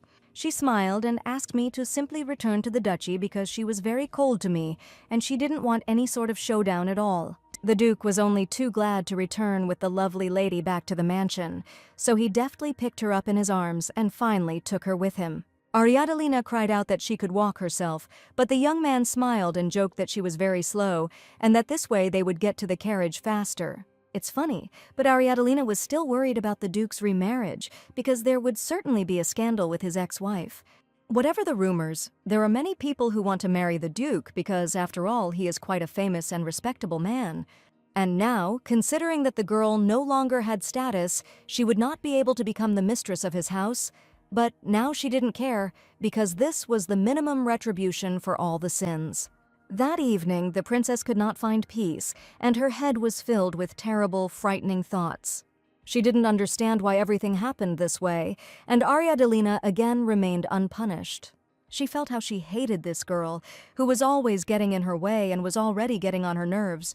The lady spent the entire evening thinking about how to punish the culprit and finally make her bow down before everyone, asking for forgiveness for the atrocities she had committed. The maid said that in the palace everyone was whispering about Ariadne and the Duke, and these gossips were never going to keep quiet. There were now rumors of her engagement to the Duke, and now the princess did not know what to do with the lies she had previously spread. After all, if gossip about the Duke and his ex-wife spread, she would become a laughingstock in front of all high society, so she definitely couldn't just leave things as they were. To finally put an end to this situation, the princess decided to meet with the Duke and ask the maid to send an invitation to the palace, and also to invite his lovely lady love. She also asked to find an obedient maid who would be ready to carry out any of her orders. She grabbed the maid by the face and, looking into her frightened eyes, declared that she would have to carry out one important task. Several days have passed since Ariadne returned to the mansion, but the palace still has not identified the culprit. She knew the princess was to blame for everything, but there was no evidence that she was going to find. In the palace she felt quite free, and even allowed herself to fly into the Duke's office without knocking. But now there was a really important matter, and Ariadne wanted to say something very important to her heart. She admitted that this conversation should take place in private, so it would be better for them to leave the office for a while and go to a more secluded place. To Ariadne's surprise, the Duke readily agreed, and informed the men sitting in the office that he had to step away for a moment. They came to the Duke's bedroom, and he asked the reason why the lady had pulled him out of the meeting, and as it turned out, she wanted to talk about dark magic. Ariadne came to the conclusion that the more often she contacted the Duke, the better her condition became. She thought it was just a temporary solution, but now she was not at all sure of her previous opinion. Duke Carloshan gently placed Lady Ariadne on his lap. Their eyes met, and in that moment, the world around them seemed to disappear. He felt her warmth filling him, and the excitement of closeness filled his heart. Apparently, the Duke was not against helping the girl, and even came to her during the trial, and now he was much kinder than before. She looked at him with sincere eyes and said that they definitely had to come up with some way, because he wasn't going to sleep with her every day. But for some reason, the Duke remained silent in response to the question asked, and it seemed that he had already known the answer to it for a long time. Ariadne had absolutely no ideas, but the Duke began to mumble something about a sacred relic. The sacred relic possessed great divine power, and the Duke heard that it was hidden in a small village where the very land was overflowing with divine energy. The Duke admitted that he felt that thanks to this power his madness was weakening and his mind was becoming purer and clearer. And this meant that if Ariadne could get the sacred relic, then the Duke would have a chance for a happy and peaceful life. There were rumors that there was a high probability that madness would eventually stop manifesting itself, but no one had ever managed to find such a relic, and it was simply impossible. But Arya Delina believed that somewhere there must be an accessible method that could finally cure mental illness, so that they could forget about painful torment forever and live a happy life.